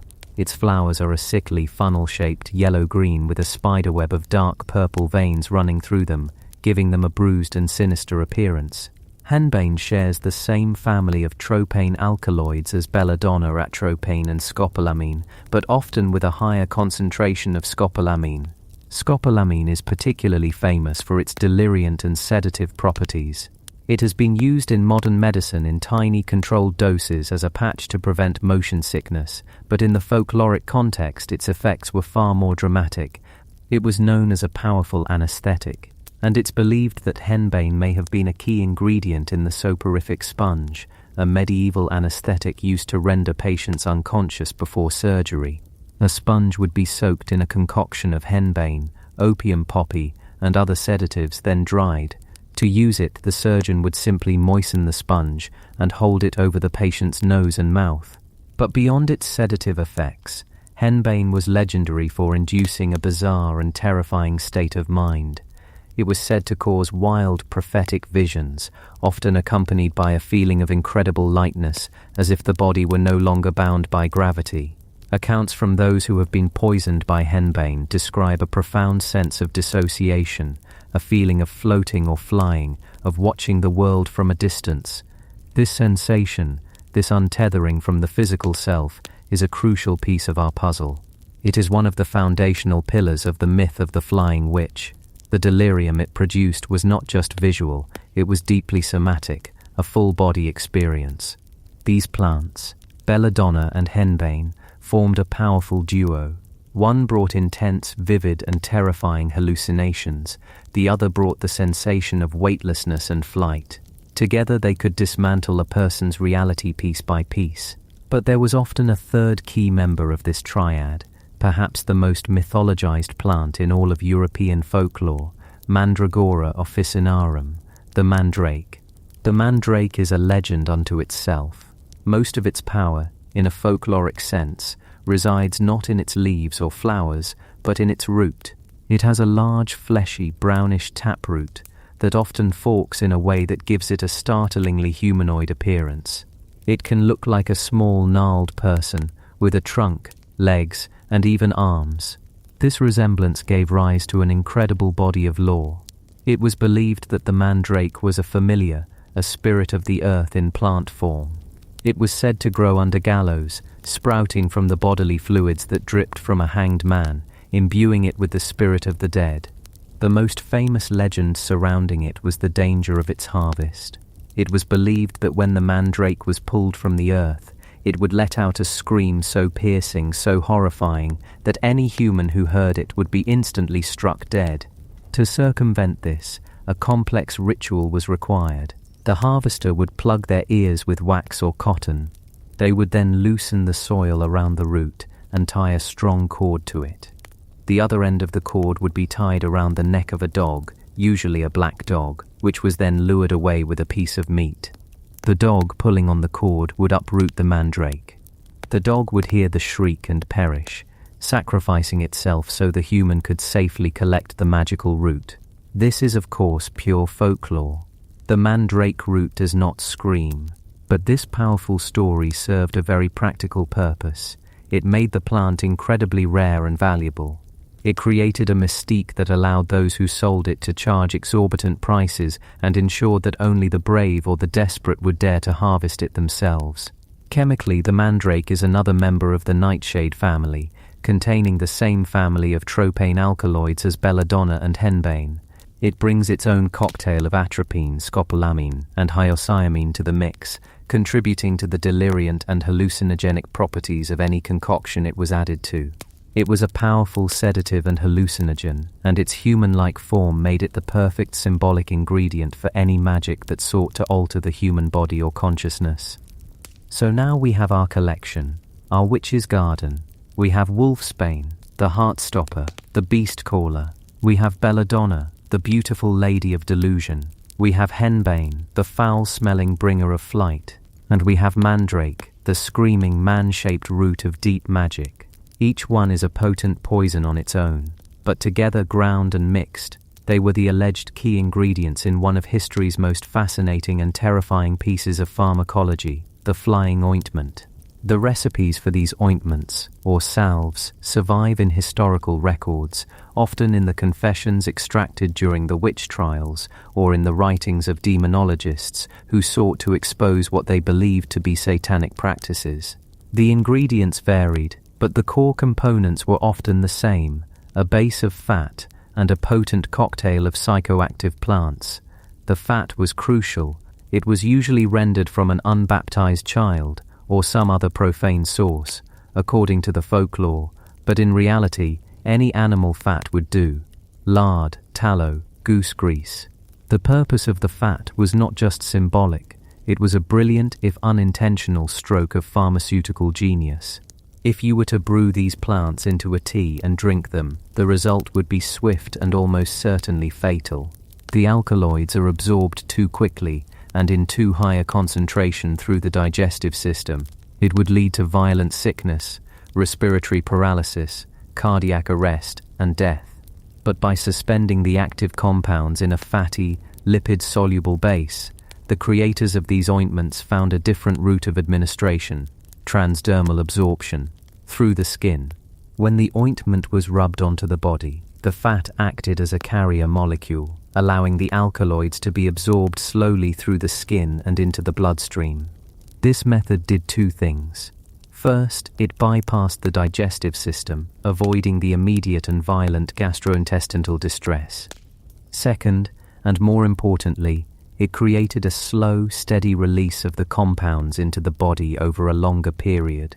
This allowed the user to experience the intense psychoactive effects without necessarily receiving a fatal overdose. It was still incredibly dangerous. The difference between a hallucinatory dose and a lethal dose is terrifyingly small, but this method made the journey into delirium survivable. To increase the rate of absorption, the ointment was typically applied to areas where the skin is thin and rich in blood vessels: the temples, the neck, the armpits, and according to the more lurid accounts, the mucous membranes of the groin. This last detail gave rise to the iconic image of the witch flying on a broomstick. The idea was not that the broom itself was magical, but that it was an effective tool for applying the ointment to the sensitive membranes of the body, leading to faster and more intense absorption. The broomstick, the staff, the stang. It was less a vehicle and more a delivery system for the psychoactive compounds. So let's imagine this.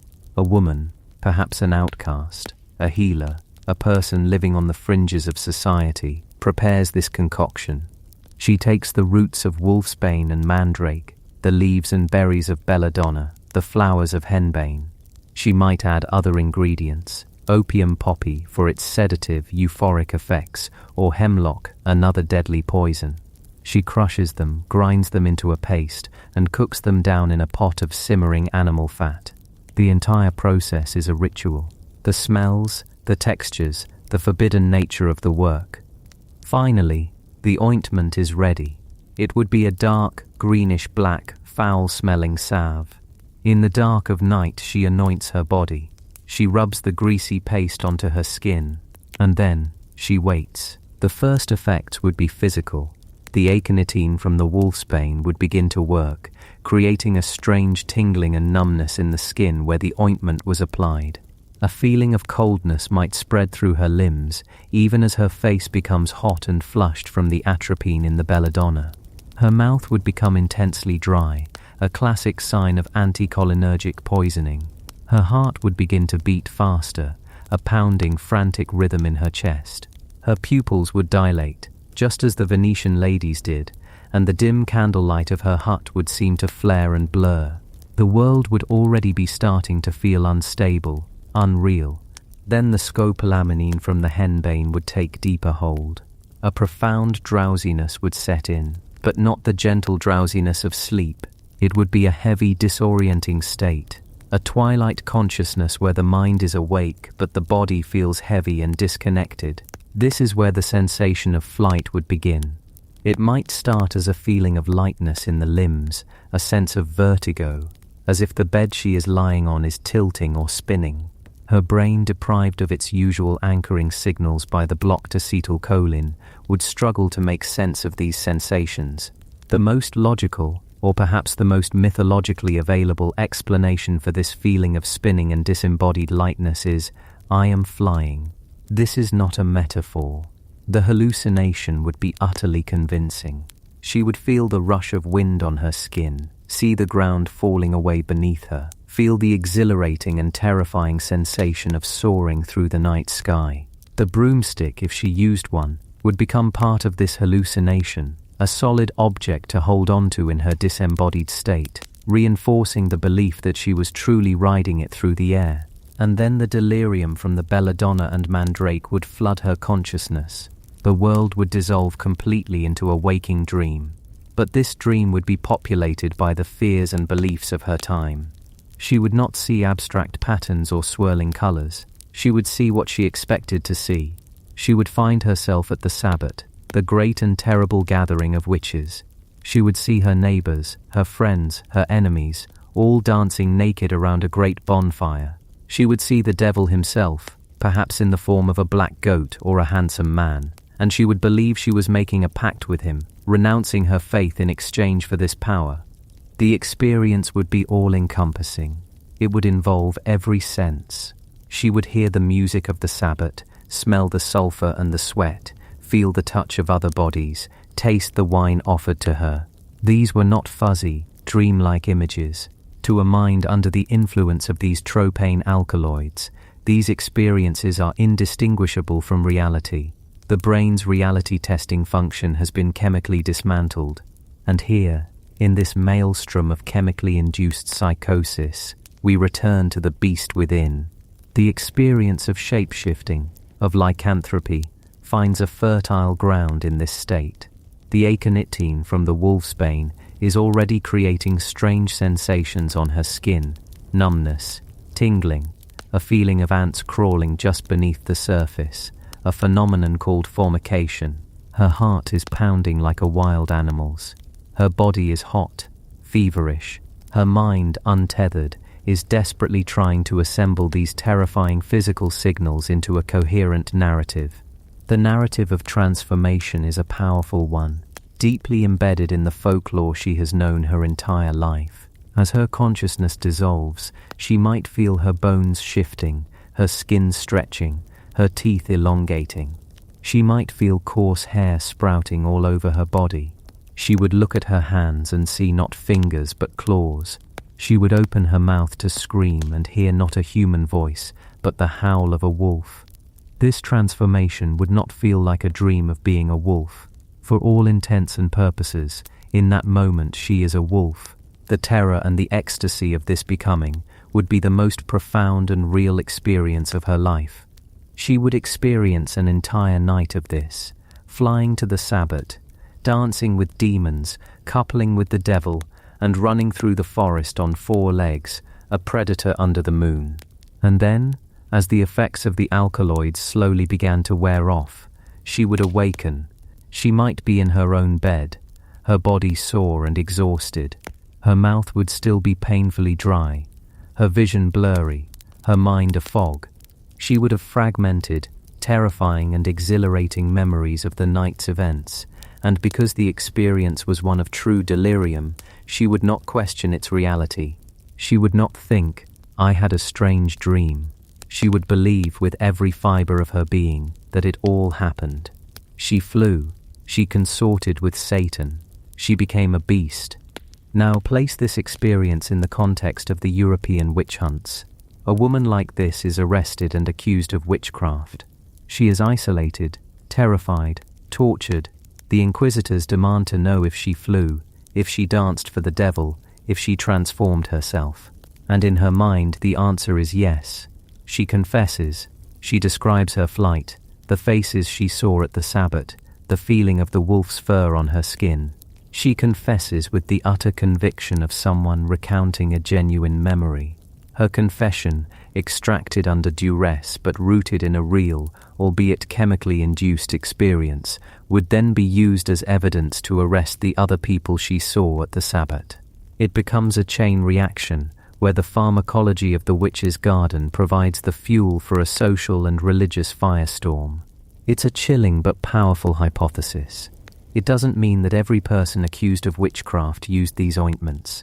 The vast majority were innocent victims of social hysteria, political persecution, and misogyny. But it provides a medico-historical window into how some of these seemingly impossible confessions could have been generated. It suggests that at the heart of some of these stories of magic and transformation lies not a pact with a supernatural entity, but a deep, intimate, and dangerous knowledge of the chemistry of the natural world. The witch, in this context, is not a supernatural being. She is a pharmacologist, an experimental chemist of the natural world. Her laboratory was the forest and the field. Her equipment was the mortar and pestle. Her work was incredibly dangerous, blurring the line between medicine, poison, and spiritual exploration. These flying ointments represent a profound and terrifying intersection of botany and the human psyche. They show us how a few specific molecules, cooked up by plants for their own defense, can be hijacked to completely rewrite our perception of reality. The sensation of becoming a beast, the central terror of the werewolf myth, could be found not in a curse or a bite, but in a carefully prepared salve. The wolf was not an external monster, it was a state of consciousness unlocked by the alkaloids of Wolfsbane and its companions. The witch's garden was a place where one could go to shed their human skin, to fly from the constraints of a harsh and unforgiving world, and to dance, just for a night, with the beast inside. It was a journey from which many did not return, and those who did were forever changed, left with the unshakable memory of a reality that was, for them, utterly and terrifyingly true. This potent folklore, it seems, was not just brewed in the cauldron of human fear, but also in the very real chemistry of these dark and powerful plants. Chapter 5: The Werewolf Trials, Poison, Hysteria, and the Law. But that potent folklore, that chemistry of dark and powerful plants, did not remain confined to the whispers of village hearths or the hushed rites of hedge witches. As Europe moved from the late Middle Ages into the turmoil of the 16th and 17th centuries, this brew of fear and fascination began to spill over. It seeped from the realm of story into the stone halls of justice. The figure of the werewolf, once a creature of cautionary tales and strange moonlit transformations, was about to be dragged into the harsh, unforgiving light of the courtroom. It was a terrifying metamorphosis, not of man into wolf, but of myth into crime. This was an age of profound anxiety. A period we now call the Little Ice Age had gripped the continent, bringing with it colder winters, shorter growing seasons, and the constant gnawing threat of famine. Disease was a relentless neighbor, and the great schism of the Reformation had torn the spiritual landscape of Europe apart, leaving communities suspicious and afraid, searching for an explanation for the world's seeming descent into chaos. When the world feels as though it is coming undone, when the old certainties of faith and harvest begin to fail, societies, much like a feverish individual, often begin to look for a cause, a poison in the system, an enemy within. And in this nervous, shivering climate, the old stories of shapeshifters and devilish pacts took on a new and deadly significance. What was needed was a framework, a terrible kind of logic that could codify these fears and turn them into actionable law, and that framework had already been built. A book, published in the late 15th century, called the Malleus Maleficarum, or the Hammer of Witches, had provided the intellectual and theological machinery for just such a process. Though focused on witchcraft, its principles were terrifyingly portable. It laid out a worldview in which the devil was an active agent in human affairs, constantly seeking to recruit followers through pacts. It argued that these crimes were so heinous, so exceptional, a category the law called crimen exceptum, that the normal rules of evidence and procedure no longer applied. Hearsay was admissible, the accused was presumed guilty, and most critically, it sanctioned the use of torture, not as a punishment, but as a tool for extracting the truth, a truth that the judges had in most cases already decided upon. And so the stage was set. The werewolf was no longer a spirit of the wild forest. It was now a heretic, a servant of Satan, a criminal of the most depraved kind. And the courts of Europe began to hunt. Let's travel, just for a moment, to the Franche-Comté region of eastern France in the year 1573. The land is desperate, the harvests have been poor, and a gnawing hunger haunts the small, isolated villages. And in this atmosphere of deprivation, children begin to disappear. First one, then another. Panic gives way to a dreadful suspicion, and eyes turn towards the fringes of society, towards a strange solitary figure who lives as a hermit in the woods. His name was Gilles Garnier. Garnier was an outcast, a man who survived by his wits at the edge of the community. When he was finally apprehended, the accusations against him were a tapestry of village fear, that he had hunted, killed and cannibalized these children. Brought before the inquisitors at Dole, he was subjected to the terrible engine of their justice, and under this immense pressure, under torments we can scarcely imagine, a confession began to form. But it was not a simple confession of murder, it was a story. Gilles Garnier told the court that one evening, while racked with hunger and despair in the forest, a phantom, a spectre in the shape of a man, had appeared to him. This being had offered him a deal, power and an end to his hunger in exchange for his allegiance. The phantom, he said, gave him a magical ointment. When he rubbed this salve on his body, his skin would ripple and change, his limbs would elongate and sprout coarse hair, his teeth would sharpen to points. He became, in his own tortured words, a wolf. He confessed to hunting on 4 legs, to tearing the flesh of young children with his fangs, to sharing the meat with his wife. It is a horrifying account, and for the judges at Dole it was all the proof they needed. Here was a clear pact with a demon, a physical transformation, and acts of unspeakable depravity. The mythology of the werewolf had been made manifest in the confession of a living man. Gilles Garnier was found guilty of lycanthropy and witchcraft, and he was burned alive at the stake. But let us pause here, in the quiet of our own time, and look closer at that confession. We are not 16th century inquisitors. We are not driven by the same fears, and so we can ask a question that they could not. What was really happening here? A confession extracted by torture is not a reliable document. It is often a desperate narrative, woven together by a mind in agony, pieced together from the leading questions of the accusers, from the folklore of the region, and from a desperate need to say whatever might make the pain stop. But what of the ointment, the magical salve? This detail appears again and again in the records of the witch and werewolf trials, an ointment that allows one to fly, to change shape, to commune with spirits.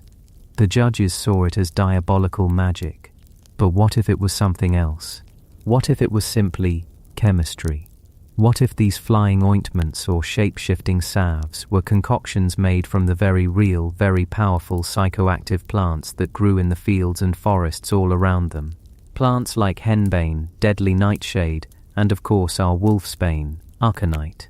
Aconite, when applied to the skin in a fatty base, can be absorbed into the bloodstream, and its effects are profoundly strange. It creates a sensation of tingling and numbness across the skin, a feeling that a superstitious or suggestible mind could easily interpret as the sprouting of fur. It causes a disorienting effect on the nervous system, a confusion of the senses where one's own limbs might feel alien, elongated or bestial. It can induce a racing, irregular heartbeat, the pounding heart of a predator, and in higher doses delirium and vivid, terrifying hallucinations. So let us imagine Gilles Garnier, a desperate man living on the margins. Is it so unbelievable that he, like many folk healers or cunning folk of the time, was experimenting with the potent botany of his surroundings? Perhaps in a ritual, perhaps simply to escape the gnawing hunger, he had used such a salve. His confession might not have been a total fabrication, but a distorted memory of a real, terrifying, hallucinogenic experience, a memory that his torturers then shaped into a story of a pact with the devil. We will never know for certain, but the possibility hangs in the air, a whisper of pharmacology in a courtroom obsessed with theology. The case of Gilles Garnier, however, was just a prelude. A few years later, in 1589, near the town of Bedburg in Germany, a case would unfold that would become the most infamous werewolf trial in European history, a story that would be broadcast across the continent in a new and powerful way. The story of Peter Stump, the Werewolf of Bedburg, comes to us primarily from a pamphlet, a small, cheaply printed booklet that was translated into English and eagerly consumed by the London public. It was, in essence, an early form of true crime media designed to shock, to horrify, and to sell. It tells the story of a prosperous farmer, a man respected in his community, a widower with 2 children. Yet for years the region around Bedburg had been terrorized by a vicious predator. Livestock were found slaughtered, women and children vanished from the fields. The locals spoke of an enormous ravenous wolf, unnaturally cunning and impossibly strong. The pamphlet details how hunting parties finally cornered this beast. As they closed in, the creature supposedly transformed, and there, where the wolf had been, stood Peter Stump. What followed was a trial that dwarfed the proceedings at Dole in its scale of horror. Under torture, stretched on the rack until, as the pamphlet states, his body was most pitifully rent and torn. Stump confessed to a career of slaughter spanning 25 years. He confessed to killing and eating 13 children, including his own son, whose brain he claimed to have devoured, and 2 pregnant women, whose fetuses he said he tore from their wombs. He admitted to a long-standing incestuous relationship with his daughter, and to a pact with the devil that he had made when he was just 12 years old. And at the center of his confession was, once again, a magical artifact. Not an ointment this time, but a girdle, a belt given to him by the devil. When he wore this belt, he told his captors, he was transformed. He had the likeness of a greedy, devouring wolf, strong and mighty, with eyes great and large, which in the night sparkled like brands of fire, a mouth great and wide, with most sharp and cruel teeth, a huge body, and mighty paws. The court, of course, demanded to see this magical girdle. Stump claimed he had discarded it in a valley before his capture. When the authorities searched the location, they found nothing. To them, this was no proof of his innocence. It was simply proof of the devil's cunning, hiding the evidence of his servants' crimes. The execution of Peter Stump was a masterwork of horrific public theatre, a brutal ritual designed to purge the community of a seemingly absolute evil. He was tied to a wheel, his flesh was torn from his bones with red-hot pincers, his limbs were broken with a wooden axe. He was then beheaded, and his body burned. His daughter and mistress, implicated as accomplices, were burned alive alongside him. As a final gruesome warning, his severed head was mounted on a pole, atop the very wheel of his execution, surrounded by figures of wolves. It was a monument to the town's terror and to its brutal certainty. Again, let us step back from the lurid details of the pamphlet and the terrible finality of the sentence. What was happening in Bedburg? Some modern historians suggest that Stump's case was less about supernatural evil and more about local politics. The trial occurred during the turmoil of the Cologne War, a conflict between Protestant and Catholic factions. Stump was a wealthy Protestant farmer in a region that had recently been reconquered by Catholic forces. His trial and spectacular execution may have served as a powerful political statement, a way for the new authorities to assert their control and to equate their religious rivals with diabolical evil. A scapegoat was needed, and Peter Stump, for reasons we may never fully uncover, was the perfect candidate. And what of the confession, the impossible litany of crimes? Again, it was a product of unimaginable pain, a story told to satisfy the monstrous expectations of his accusers. The details, the sparkling eyes, the sharp teeth, were drawn directly from the well of local folklore, the common understanding of what a werewolf should be.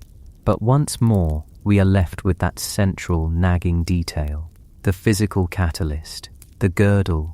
While it may have been a pure fabrication to satisfy the court, it also points to this persistent idea that transformation required an external agent.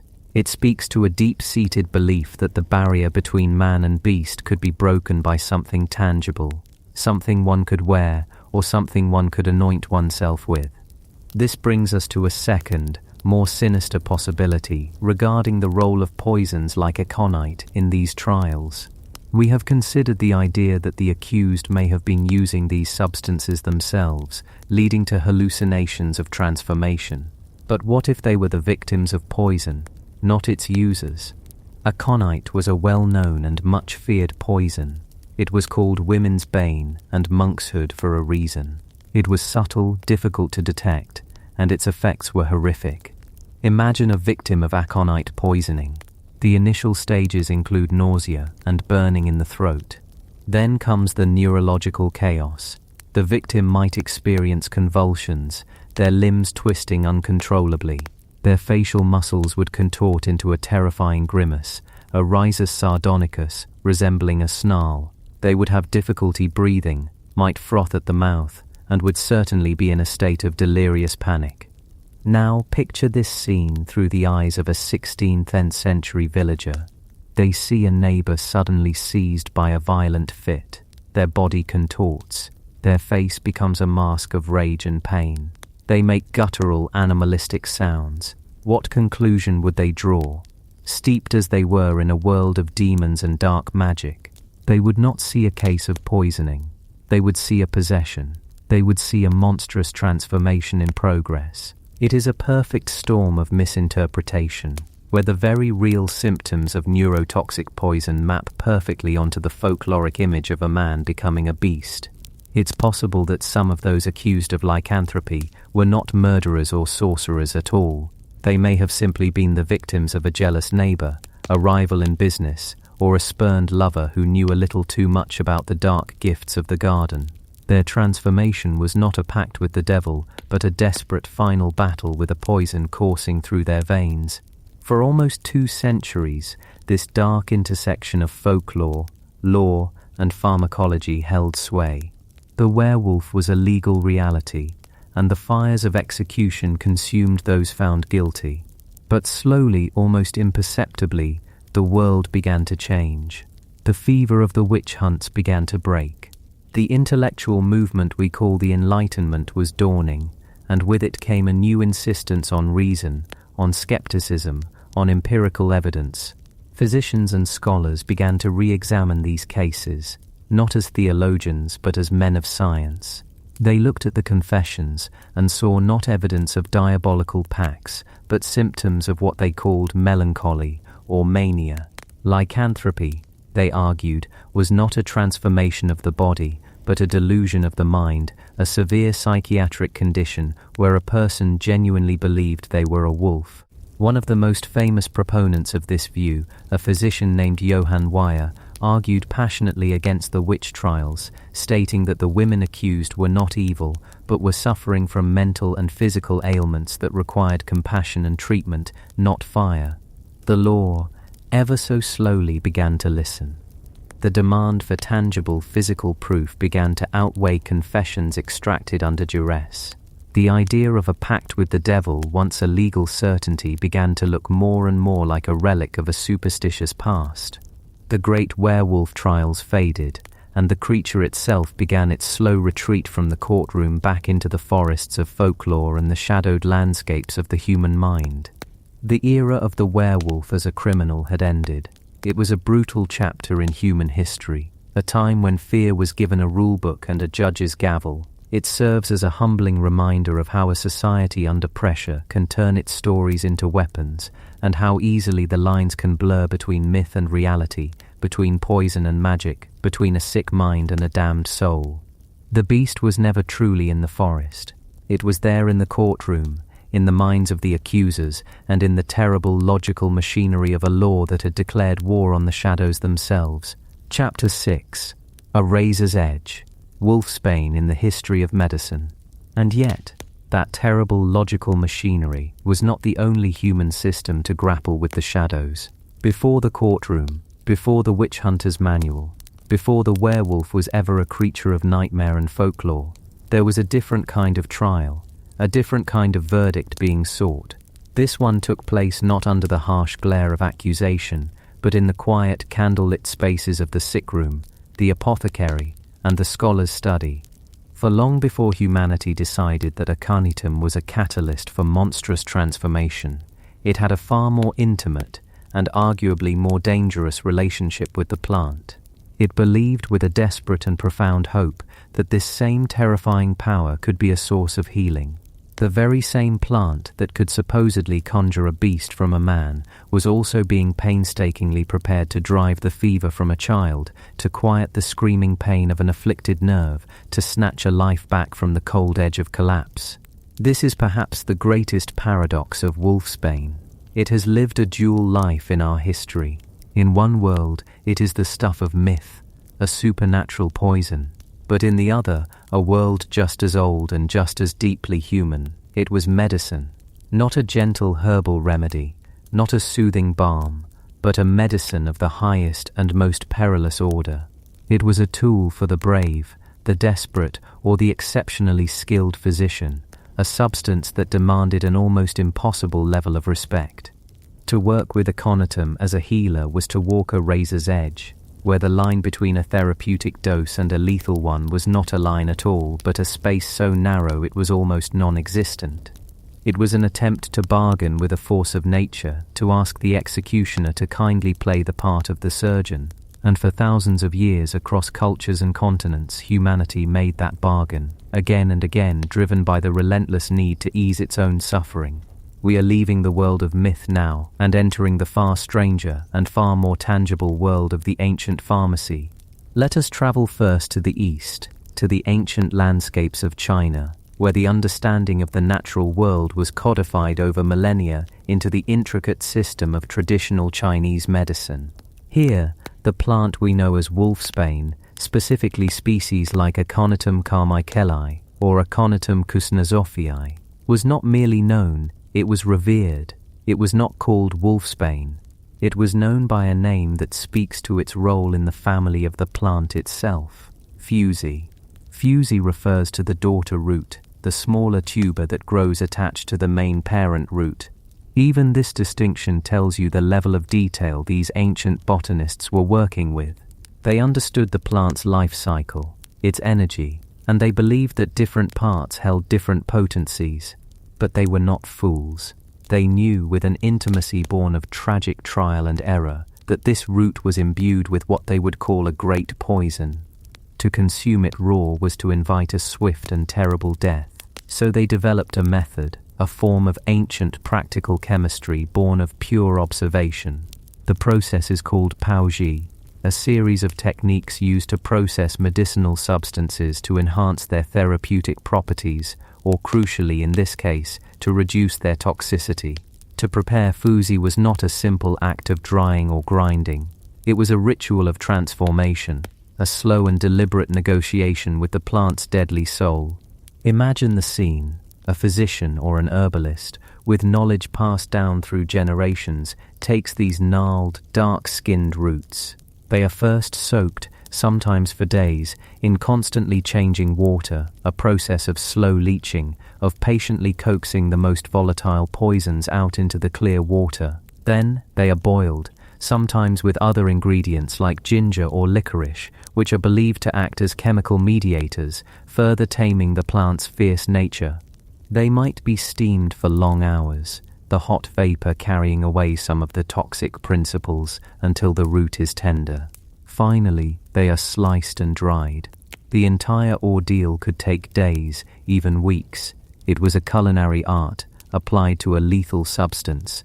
It was an act of alchemy, turning a deadly poison into a life-saving medicine. What were they actually doing, in our modern understanding? They were performing hydrolysis. The primary executioner in wolfsbane is the alkaloid aconitine, a molecule of breathtaking complexity and lethality. Through this prolonged exposure to heat and water, the aconitine molecule is broken down. It is cleaved into less toxic but still biologically active compounds like benzoylaconine and aconine. They were, in essence, disarming a molecular bomb.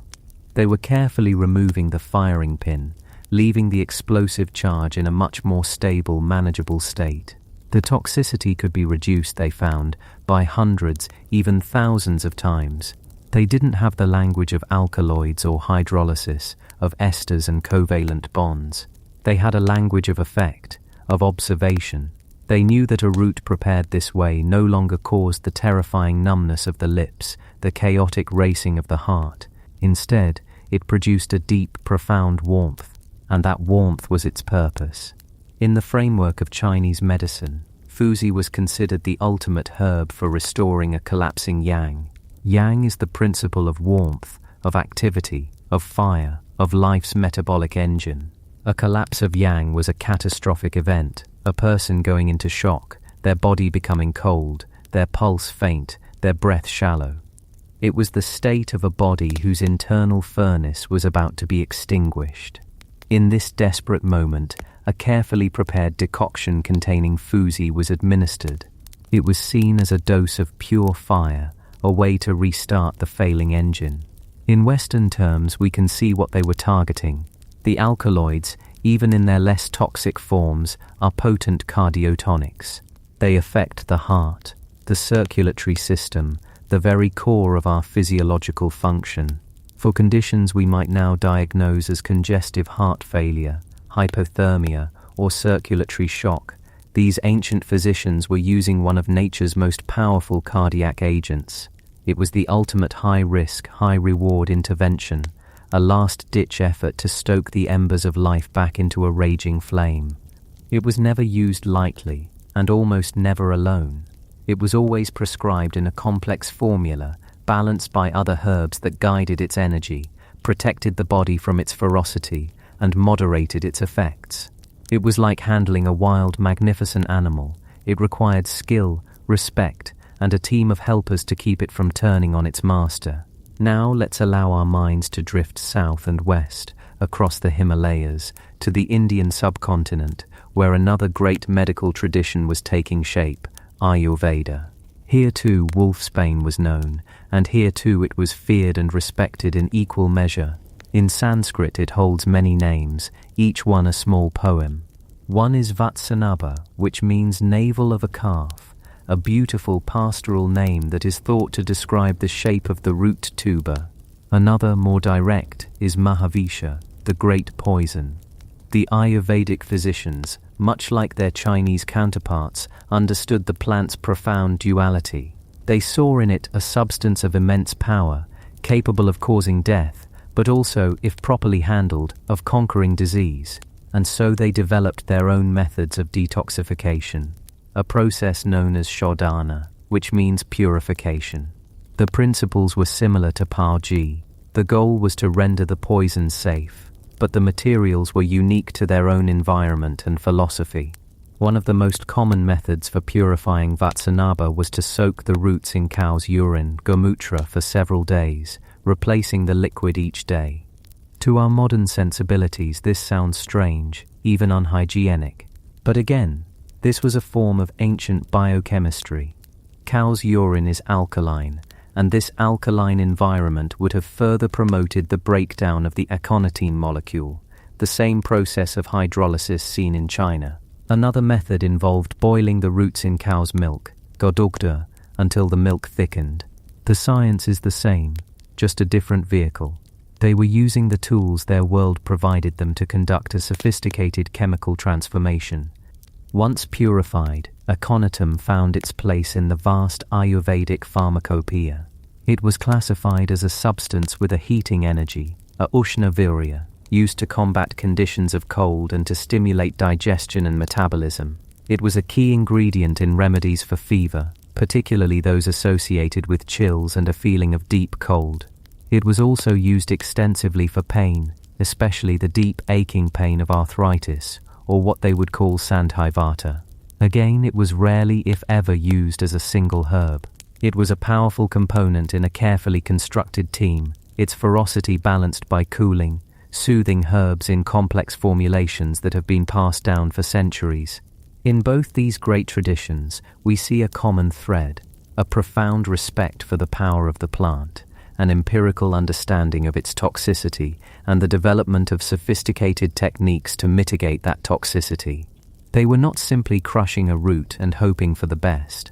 They were processing it, changing its very nature, engaging in a dialogue with it. They were molecular biologists without microscopes, chemists without beakers. Their laboratory was the natural world. Their instruments were observation and patience, and their data was written in the language of human survival. They knew they were handling fire, and they learned over countless generations how to use it to warm the house rather than burn it to the ground. But now, let us shift our journey westward, to the sun-drenched shores of the Mediterranean, to the world of the Greeks and the Romans. Here, the story of Aconitum takes a different, darker turn. While the physicians of the East were busy developing methods to tame the plant, the great minds of the Greco-Roman world primarily saw it for what it was at face value, a killer. One of the most important figures in this world is Pedanius Dioscorides, a Greek physician who served as a doctor in the Roman army in the 1st century AD. Dioscorides was a meticulous observer, a traveling naturalist whose life's work was to catalogue the medicinal properties of plants, animals, and minerals. His encyclopedia, De Materia Medica, became the single most important and influential work on pharmacology in the Western world for more than 1,500 years. If a plant was in Dioscorides, it was part of the established medical canon. And what did Dioscorides have to say about Aconiton, as he called it? He describes two kinds. One, he notes, is used to kill wolves and panthers by smearing it on bait, giving us one of the first explicit textual links to the name Wolfsbane. He describes its effects with chilling accuracy. It causes dimness of sight, choking, and a sense of profound heaviness in the limbs. He warns that it is a swift and deadly poison for which there is no easy remedy. He does mention, almost as an aside, that some have tried to use it as an antidote for scorpion stings, applying it externally. But the overwhelming impression from the father of Western pharmacology is one of profound danger. He is not cataloguing a medicine, he is cataloguing a weapon. This sentiment is echoed by other Roman writers, like Pliny the Elder, whose work Natural History was a vast compendium of the knowledge of his time. Pliny tells us that the plant was sometimes called the Lephanon, or female killer, and that its very scent was thought to be enough to kill mice and other small animals. He describes it as the most prompt of all poisons.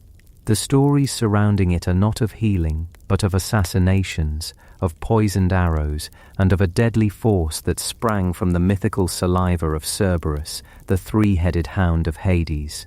In the Western mind, from these very early days, Aconitum was not a medicine to be tamed. It was a monster to be avoided. Its power was not something to be harnessed, but something to be feared. So for centuries in the West, Wolfsbane remained largely outside the apothecary's cabinet. It was the tool of the poisoner, the stuff of dark legends, a plant associated with death and the underworld. But the human desire to conquer pain is relentless, and the whispers of the plant's power, its ability to produce such profound physiological effects, never truly faded. By the 18th and 19th centuries, a new age of science was dawning in Europe. Physicians were no longer content to rely solely on the ancient texts. They were dissecting, experimenting, and trying to isolate the active principles of plants. This was the birth of modern pharmacology, and it was in this new scientific light that the West decided to take a second look at the dreaded Wolfsbane. It began with physicians like Anton von Sturck in Vienna in the mid-1700s, who started to experiment with Aconitum, believing that any substance with such a powerful ability to disrupt the body must also hold the power to heal it, if only the correct dose could be found. This was the guiding principle of the age. The dose makes the poison. They began to prepare tinctures and extracts of the plant, and cautiously, very cautiously, administer them to patients, and they began to see remarkable, if terrifying, results. They discovered that Aconitum had a profound effect on the nervous system. One of its most immediate and noticeable effects, even at sublethal doses, is a distinct tingling and then numbness, first on the lips and tongue, and then spreading. This gave them an idea. What if this numbing power could be used to fight pain? They began to apply it, topically at first, and then internally, for one of the most agonizing conditions known to humanity, neuralgia, and specifically, trigeminal neuralgia. To understand the desperation that would lead a doctor to use Wolfsbane, you have to understand the pain of trigeminal neuralgia. It's a condition affecting the trigeminal nerve, which branches across the face. Sufferers experience sudden, searing electric shock-like bolts of pain, triggered by the slightest touch, a cool breeze, the act of chewing or speaking. It has been called the suicide disease because the pain is so extreme, so relentless, that many have been driven to take their own lives. In an age before modern neurosurgery or effective nerve-blocking agents, patients were in a living hell. For them, the prospect of a medicine, even a dangerous one, that could silence those screaming nerves was not a risk, it was a miracle. And Aconitum worked, after a fashion. The alkaloids, specifically aconitine, are incredibly potent sodium channel blockers.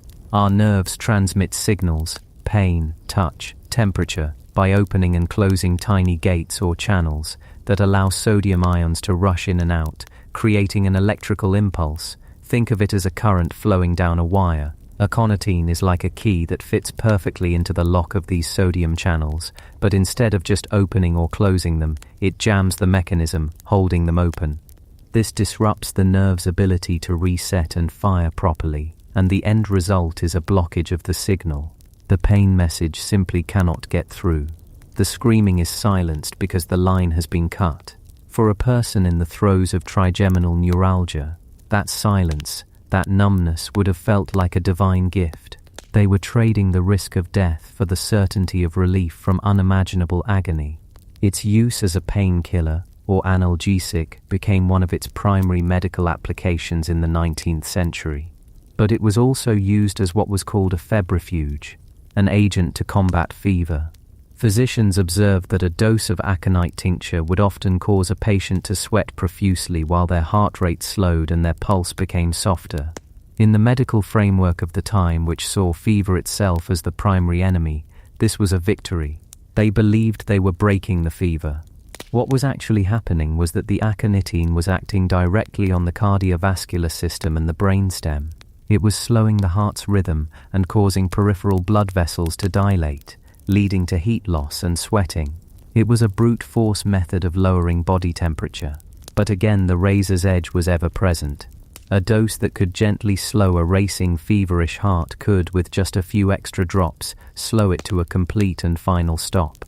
This brings us to the heart of the matter, the core of the danger that defined Wolfsbane's medical history in the West, the dose. With most medicines, there is a therapeutic window. There is a dose below which nothing happens, a range of doses where the desired effect occurs, and a much higher dose at which toxic effects begin. For Aconitum, that window is shattered. The therapeutic dose and the toxic dose are practically kissing cousins. They are one and the same. The very effects that made it useful, the slowing of the heart, the blocking of nerve signals, are also the first steps on the road to a fatal overdose. The difference between a medicinal dose and a lethal one could be dependent on factors the 19th century physician had no way of measuring. The potency of the tincture could vary wildly from one batch to the next. The Aconitum root itself contains a variable amount of alkaloids depending on the species, the time of year it was harvested, the soil it grew in, and how it was dried and stored. A tincture that was safe 1 week could be deadly the next. Furthermore, individual patients have different sensitivities. A dose that might calm one person's neuralgia could be fatal to another who was smaller, or whose metabolism or heart condition made them more vulnerable. The physicians were, in effect, flying blind. They were trying to pilot a craft of immense power with no instruments, relying only on vague instructions and the terrifying feedback of their patients' symptoms. The classic instruction for administering aconite tincture was to give a small dose every hour, or even every 15 minutes, until the physiological effect was observed, that is, until the patient reported the characteristic tingling of the lips and tongue. That tingling was the signal that the medicine was working. It was also the very first symptom of aconitine poisoning. The doctor's goal was to bring the patient right to the cliff's edge of a fatal overdose and keep them there, without letting them fall. It is a terrifying thought. It's like trying to defuse a bomb where the instructions tell you to keep snipping wires until you hear a faint, high-pitched hum. That hum means you're close. It also means you're one mistake away from catastrophe. And catastrophes happened. The medical literature of the 19th century is littered with tragic case studies of accidental poisonings by aconitum. There were patients who misunderstood the dosage and took a tablespoon instead of a few drops. There were pharmacists who made errors in preparing the tinctures, creating a batch that was 10 times too strong. And there were doctors who simply pushed the dose too far, convinced that a little more would finally break the fever or silence the pain. The symptoms of aconitine poisoning are uniquely horrific because the victim often remains conscious for a long time. It begins with the tingling, which spreads from the mouth to the rest of the body, a feeling of pins and needles accompanied by a profound numbness. Then comes severe nausea and vomiting. Vision may become blurred or distorted, with everything taking on a yellowish tint. The victim feels a strange combination of intense burning in the stomach and a creeping, deathly coldness spreading through the limbs. But the most terrifying aspect is what happens to the heart. The pulse becomes weak and irregular. The heart, its rhythm-keeping mechanism, utterly scrambled by the alkaloid, begins to fibrillate. It flutters chaotically, unable to pump blood effectively. The victim is aware of this internal chaos, the feeling of their own heart failing. They struggle to breathe, yet their mind remains clear, a terrified passenger in a body that is shutting down. Death, when it comes, is usually from cardiac arrest or respiratory paralysis. One of the most famous cases that brought the danger of aconitine into the public eye was not a medical accident, but a murder. In 1881, a doctor named George Lamson stood trial at the Old Bailey in London for the murder of his brother-in-law, Percy John. Lamson, who was in debt, stood to inherit a share of Percy's money. He visited Percy, who was a partially paralyzed young man living at a boarding school, and shared a piece of Dundee cake with him, which he had thoughtfully brought along. He also gave Percy a gelatin capsule, claiming it was medicine. Shortly after Lamson left, Percy was seized with violent illness. He complained of heartburn and a strange feeling in his throat, and as the doctor who was summoned watched helplessly, Percy's symptoms progressed with textbook horror. He died in agony just a few hours later. The investigation revealed that Lamson had purchased aconitine, and traces of the potent alkaloid were found in the victim's stomach. Lamson had used his medical knowledge not to heal, but to kill, choosing a poison that mimicked a sudden violent illness, and which at the time was notoriously difficult to detect in post-mortem examinations. The case was a sensation, and it cemented in the public mind the sheer terrifying power of the substance their own doctors were prescribing for fevers and aches. So why did we ever use it? Why walk this razor's edge? The answer is one of necessity. Before the discovery of modern synthetic drugs, the pharmacy of the natural world was all we had, and in that pharmacy, Aconitum was a titan. For a patient dying in the agony of tetanus, where muscles clench with unbearable force, the muscle-relaxing properties of Aconitum were a desperate hope. For a person suffering from a heart that was beating itself to death in a fever, the possibility of slowing it was worth the risk. The physicians of this era were not reckless monsters. They were fighting brutal diseases with the most powerful tools they could find. They were engaged in a form of battlefield medicine every single day. And on the battlefield you use the biggest weapon you have, even if it's dangerous, even if it's unpredictable. Ultimately, the medical career of Wolfsbane came to an end, not because it didn't work, but because we found better, safer ways to do what it did. Organic chemistry gave us a new world of anesthetics, analgesics, and heart medications. We invented drugs like lidocaine to block sodium channels and numb pain without threatening the heart. We developed beta blockers and other agents to control cardiac rhythm with precision and predictability. We created antibiotics that could treat the underlying infection, making the brute force attack on the symptom of fever less necessary. Compared to these new tools, Aconitum was a relic. It was a sledgehammer in an age of scalpels. By the mid-20th century, Aconitum had all but vanished from the Western pharmacopoeia. It remains today as a historical curiosity, a testament to a time when medicine was a far more dangerous and uncertain art. It stands as a monument to the courage of those early physicians and the suffering of their patients, a reminder of the profound human drive to find relief, to bargain with nature itself for a reprieve from pain. The story of Wolfsbane in medicine is the story of our own evolving relationship with power.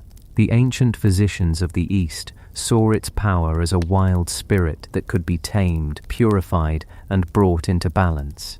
The Greco-Roman world saw it as an untamable monster, a pure poison to be feared.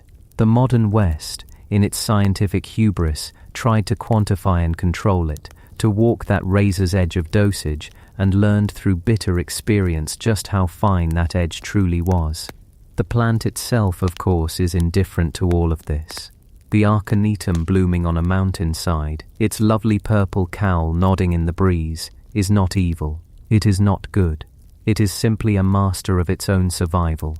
It has, through the patient, blind artistry of evolution, engineered one of the most complex and potent neurotoxins on the planet to defend itself. It is we who project our own needs and fears onto it. We see in its chemistry a reflection of our own duality, the power to kill and the power to heal, the capacity for monstrous destruction and the desperate hope for gentle relief. It was never the wolf's bane or the patient's cure. It was, and is, simply itself.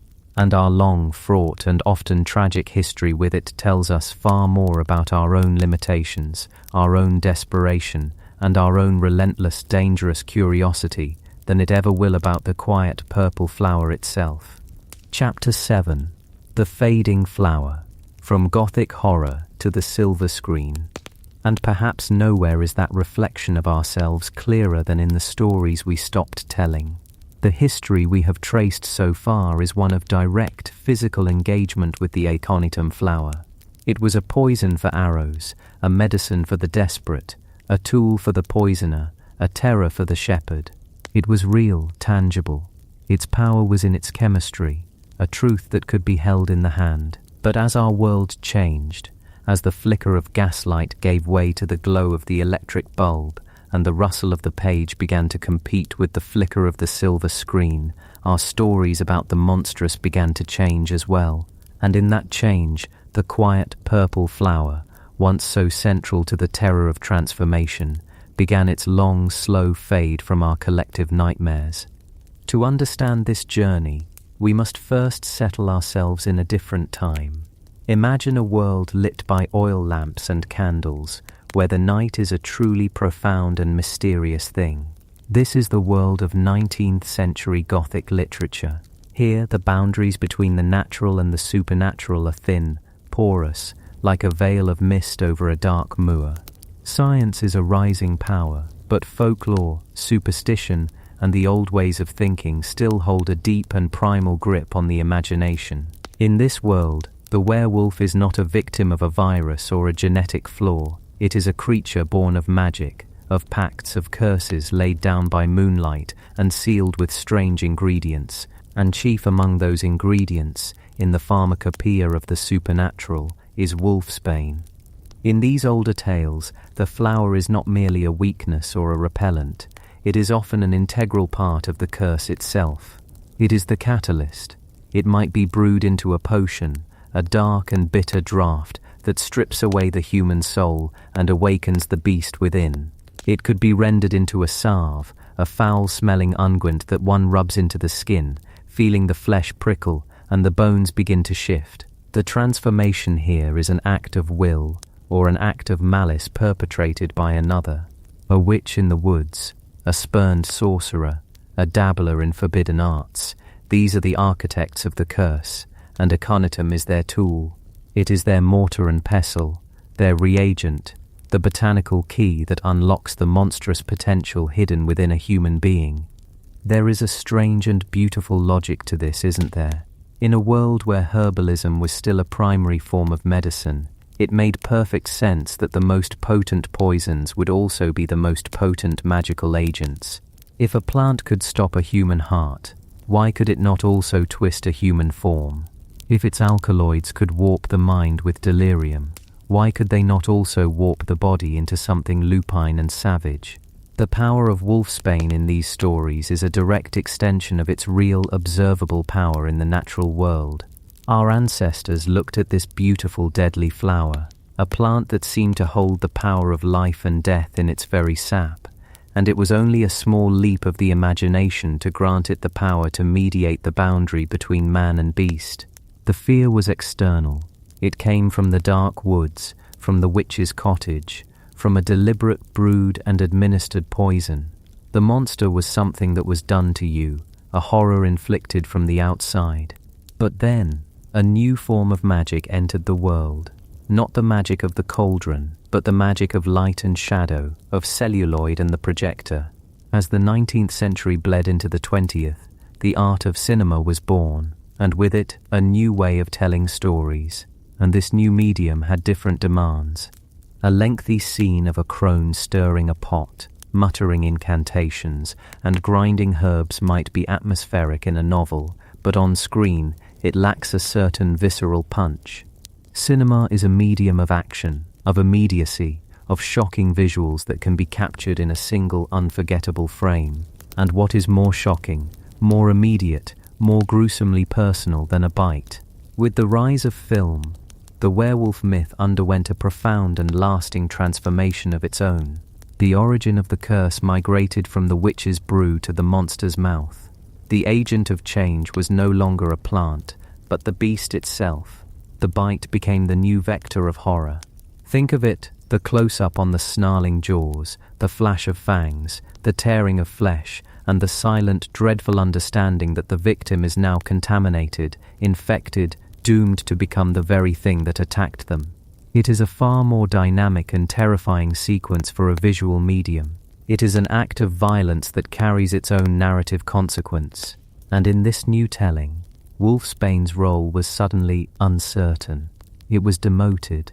No longer the architect of the curse, it was relegated to a secondary, often inconsistent role. It became a weakness, a ward, a kind of lupine garlic, or a holy water for the lycanthrope. Heroes might carry sprigs of it for protection. A room might be festooned with it to keep a transformed monster at bay. In some versions of the myth, it might be the only thing that can poison a werewolf, a way of turning nature's power back on the unnatural beast. But its original significance was lost. It was no longer the cause, but a potential, and often flimsy solution. It became a plot device, a tool for the human characters, rather than the very engine of the supernatural horror. This shift also mirrored a growing, if subconscious, change in our scientific understanding of the world. The late 19th and early 20th centuries were the age of Louis Pasteur and Robert Koch, the dawn of germ theory. The idea that a disease, a contagion, could be passed through bodily fluids through a bite, no less, was suddenly resonant in a way that magical potions were not. The werewolf bite, while still supernatural, felt disturbingly modern. It echoed real-world fears of rabies, of infections that could cross from animal to human and turn a beloved person into a delirious, aggressive stranger. Our stories, as they always do, were quietly adapting, clothing our ancient fears in the language of our newest scientific anxieties. This evolution did not stop with the simple cinematic bite. As the 20th century wore on and our understanding of the world grew ever more complex, so too did our monsters. The werewolf continued to transform, not just under the light of the full moon, but in the scripts and imaginations of new storytellers. The horror moved from the external world of folklore and into the most intimate and inescapable place imaginable, our own bodies. The first major shift was to frame lycanthropy not just as an infection, but as a virus. Suddenly the language of epidemiology crept into the werewolf myth. The curse was now a blood-borne pathogen, a retrovirus hiding in the victim's cells. The transformation was the symptomatic phase of the disease. The lunar cycle might be the trigger that activates the dormant virus, a kind of biological timer. This reframing tapped into a whole new dimension of modern fear, the fear of pandemic, of incurable illness, of our own biology being hijacked by an invisible enemy. The werewolf became a walking plague, a biological weapon. In this clinical, quasi-scientific context, What place is there for a purple flower? A virus cannot be repelled by a sprig of aconite hung over a door. You cannot cure a retrovirus by fashioning a poultice from its leaves. In the world of virology and immunology, the folklore of Wolfsbane sounds quaint, powerless, like trying to fight a tank with a wooden sword.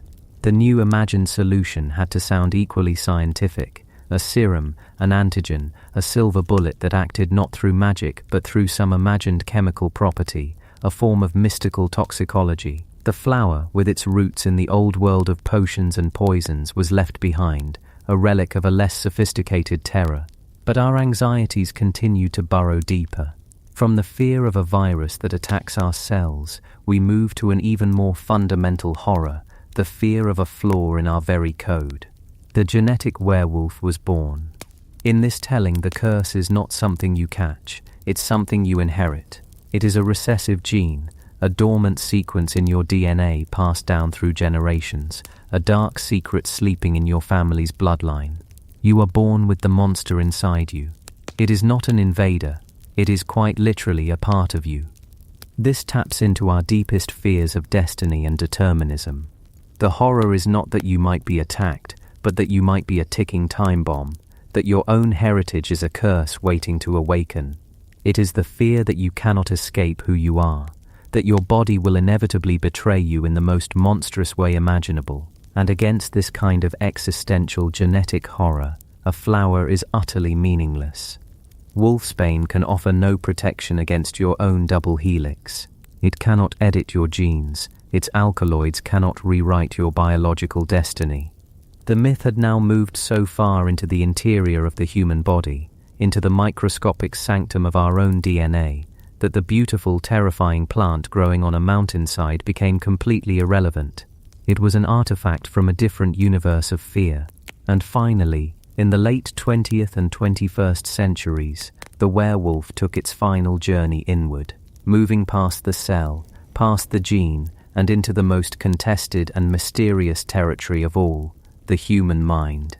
The psychological werewolf emerged, where the transformation is not biological at all, but a metaphor. It is the manifestation of repressed trauma, of primal rage, of the ID breaking free from the ego. The beast is our shadow self, the violent, instinctual part of our psyche that we keep chained up in the dungeons of our consciousness. The full moon becomes a symbolic trigger, a catalyst for a psychotic break, a moment when the veneer of civilization shatters and the inner monster is unleashed. This is the werewolf, as a symbol of our own capacity for violence, our fear of losing control, our struggle with mental illness. The horror is no longer about becoming an animal, but about realizing the animal was within us all along. And here, in this landscape of modern psychology, Wolfsbane is not just irrelevant, it is almost laughably so. You cannot cure a deep-seated psychological trauma with an herbal tea. You cannot ward off your own shadow self with a garland of flowers. The tools for fighting this monster are therapy, psychoanalysis, medication, the modern arsenal for the wars we wage within our own minds. So we see the journey, from an external potion to an infectious bite, from a bite to a virus, from a virus to a genetic code, from a genetic code to a psychological symbol. The story of the werewolf's transformation in our culture is a story of the horror moving steadily inward. We began by fearing the mysteries of the natural world, the poisonous plant, the dark forest, the witch. Then we began to fear for our bodies, for the integrity of our blood and our cells, and now we fear our own minds, our own heritage, our own potential for monstrosity. In a world largely demystified by science, where we have mapped the genome, explored the deepest oceans, and photographed distant galaxies, there are few external monsters left. And so we have turned the lens of horror upon ourselves. The monster is us, and the quiet purple flower that started it all. Aconitum napellus continues its life, entirely indifferent to the stories we have spun around it. It still grows in the damp, shaded places of the mountains, its petals still form their beautiful helmet-like shapes, and its sap still carries the same complex and deadly cocktail of alkaloids that it has for millennia. It never asked to be a character in our dramas. It was simply a piece of the real, tangible world that was so potent, so undeniably powerful, that we had to weave it into our deepest fears to try and make sense of it. Its fading role in our myths doesn't signify a weakness in the plant. It signifies a change in us. We have moved on to new anxieties, new metaphors, new monsters that feel more relevant to our modern lives. But the flower remains. It is a testament to a time when our fear had a physical source, when the monster could be brewed from something that grew in the soil. It is a quiet reminder that the most terrifying things are not always the ones we invent, but the ones that have been waiting, patient and powerful, in the real world all along, long before we gave them a name, and long after our silver screens have faded to black.